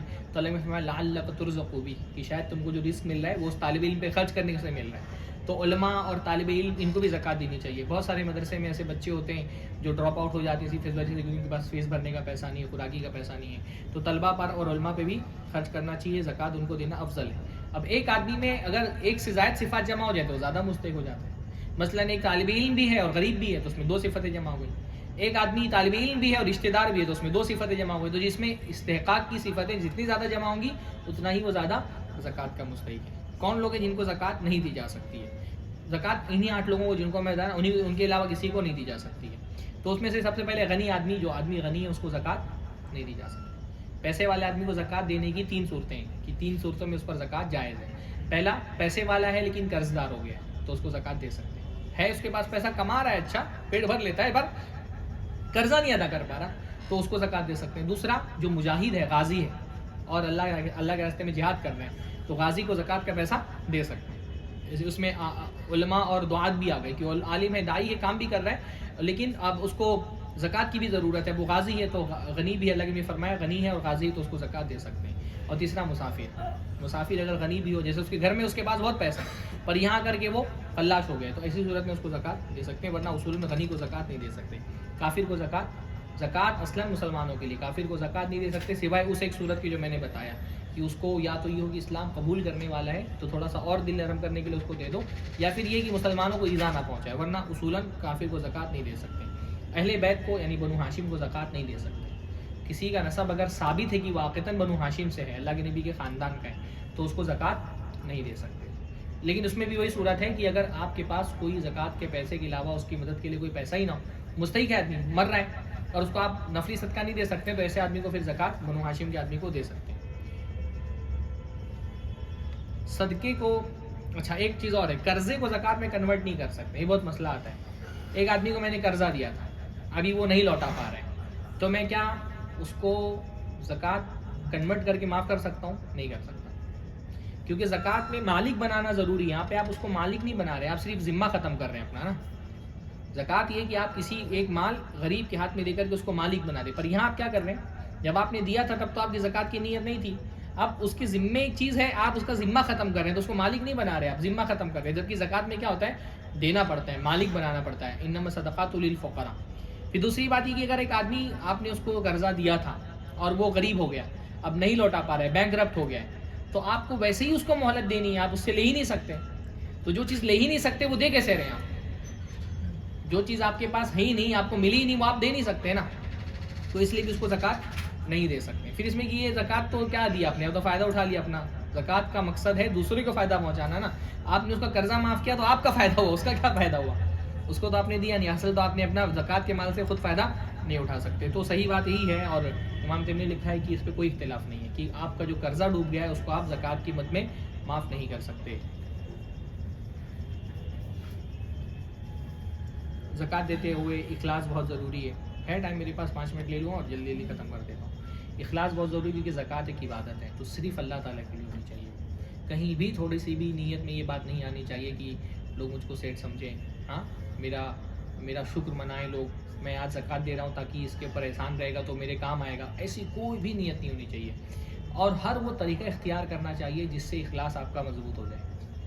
مثلاً اگر آپ کے اندر ایسی استطاعت ہے کہ ایک ایسے آدمی کو آپ زکوٰۃ دیتے ہیں جس کو پتہ ہی نہ چلے کہ آپ دینے والے ہیں, تو ایسا کریے, کیونکہ اس میں پھر نہ احسان جتانے کا گنجائش رہ جاتی ہے, ہاں, نہ غرور گھمنڈی گنجائش رہ جاتی ہے. اللہ یعنی زکوٰۃ دینے سے پہلے اخلاص ہے, اور زکوٰۃ دینے کے بعد بھی اس کی حفاظت کرنی پڑتی ہے.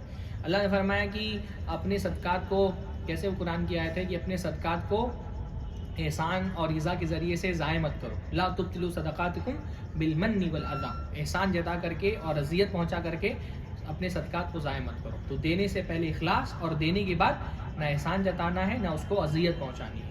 تو یہ دونوں اس کا بہت خیال رکھنا چاہیے. باقی زکوٰۃ کی نیت کے بارے میں, زکوٰۃ دیتے ہوئے آپ کی نیت ضروری ہے کہ اگر آپ اس نیت سے دیں کہ میں زکوٰۃ دے رہا ہوں, آپ ایسے سال بھر لوگوں کو دیتے رہیں, بعد میں بولیں کہ چلو سارا میں زکوٰۃ میں کاؤنٹ کر لیتا ہوں, تو کاؤنٹ جب دے رہے ہیں اس وقت آپ کی نیت ہونی چاہیے کہ میں زکوٰۃ کی نیت سے دے رہا ہوں. کوشش زکوٰۃ میں اصل یہ کہ چھپ کر کے ادا کرنی چاہیے, لیکن مصلحت کبھی ہو تو کھل کر کے بھی زکوٰۃ دے سکتے ہیں. مثلاً کوئی آدمی آیا ہے, آپ کو لگ رہا ہے زکوٰۃ جمع کی جا رہی ہے, اب آپ اگر یہ سوچیں کہ میں ایک بڑی رقم دیتا ہوں تاکہ دوسرے لوگوں کو بھی حوصلہ ملے. کبھی کبھی ایسا ہوتا ہے نا کہ آپ ایک اماؤنٹ بڑا بول رہے ہیں تاکہ دوسرے لوگ بھی حوصلہ آ کر کے اور کریں, تو یہ اگر کوئی مصلحت ہو تو کھل کر کے بھی زکوٰۃ دے سکتے ہیں. جیسے ایک علماء نے بھی کہا کہ تہمت سے بچنے کے لیے کہ بہت پیسے والا آدمی ہے لیکن ہمیشہ ہی چھپ کر کے زکوٰۃ دے گا, تو لوگ بولیں گے بڑا کنجوس ہے, اس پر کنجوسی کی تہمت لگے گی, اس کی عدالت پہ حرف آئے گا. تو کچھ پیسہ لوگوں کو اس لیے بھی بتا دے کہ بھائی کوئی تہمت اس کے اوپر نہ لگا کہ یہ بندہ زکوٰۃ ہی نہیں دیتا ہے نا, تو اس نیت سے بھی تھوڑا بہت پیسہ دکھا کر کے بھی دے سکتے ہیں انشاءاللہ تعالیٰ. لیکن بہتر یہ کہ زیادہ سے زیادہ کوشش یہ ہوگی زکوٰۃ اصلاً خفیہ طور پہ دی جائے. جس نے کئی سالوں کی زکوٰۃ نہیں دی ہو, توبہ کر لیا, مطلب 20 سال سے زکوٰۃ ہی نہیں دے رہا تھا, اب وہ تھوڑا دین کی طرف آیا, توبہ کیا, اس کو پوری 20 سال کی زکوٰۃ کاؤنٹ کر کے دینی پڑے گی, کیونکہ زکوٰۃ ایک طرح کا قرضہ ہے, قرضہ معاف نہیں ہوتا, وہ دینا پڑے گا اس کو. جیسے نماز ہے, اگر چھوڑ دیا تو ادا کرنی پڑے گی, تو زکوٰۃ نہیں دیا تو زکوٰۃ ادا کرنی پڑے گی. مر گیا ہے تو اس کے وارثین تجہیز و تکفین کے بعد پہلے اس کے وراثت کے مال میں سے زکوٰۃ نکالیں گے, کیونکہ زکوٰۃ ایک طرح کا قرضہ ہے. تو جن کا قرضہ باقی تھا ان کا قرضہ لوٹائیں گے, اور جو زکوٰۃ نہیں دیا تھا وہ زکوٰۃ نکالیں گے. پھر اس کے بعد وصیت نافذ ہوگی, پھر اس کے بعد وراثت میں وارثین کی وراثت تقسیم کی جائے گی. بہرحال اتنی باتوں پہ آج کا درس ختم کرتے ہیں. اللہ تعالیٰ سے دعا ہے اللہ تعالیٰ ہم سب کو دین کا صحیح فہم عطا فرمائے. کل کا انشاءاللہ تعالیٰ کہاں شادمان پیلس میں پروگرام ہے جس کا عنوان ہے نوجوانوں کی سماج کے اور معاشرے کی تعمیر میں نوجوانوں کا کردار, اس میں بھی شرکت کریں. بارک اللہ فیکم. السلام علیکم ورحمۃ اللہ وبرکاتہ.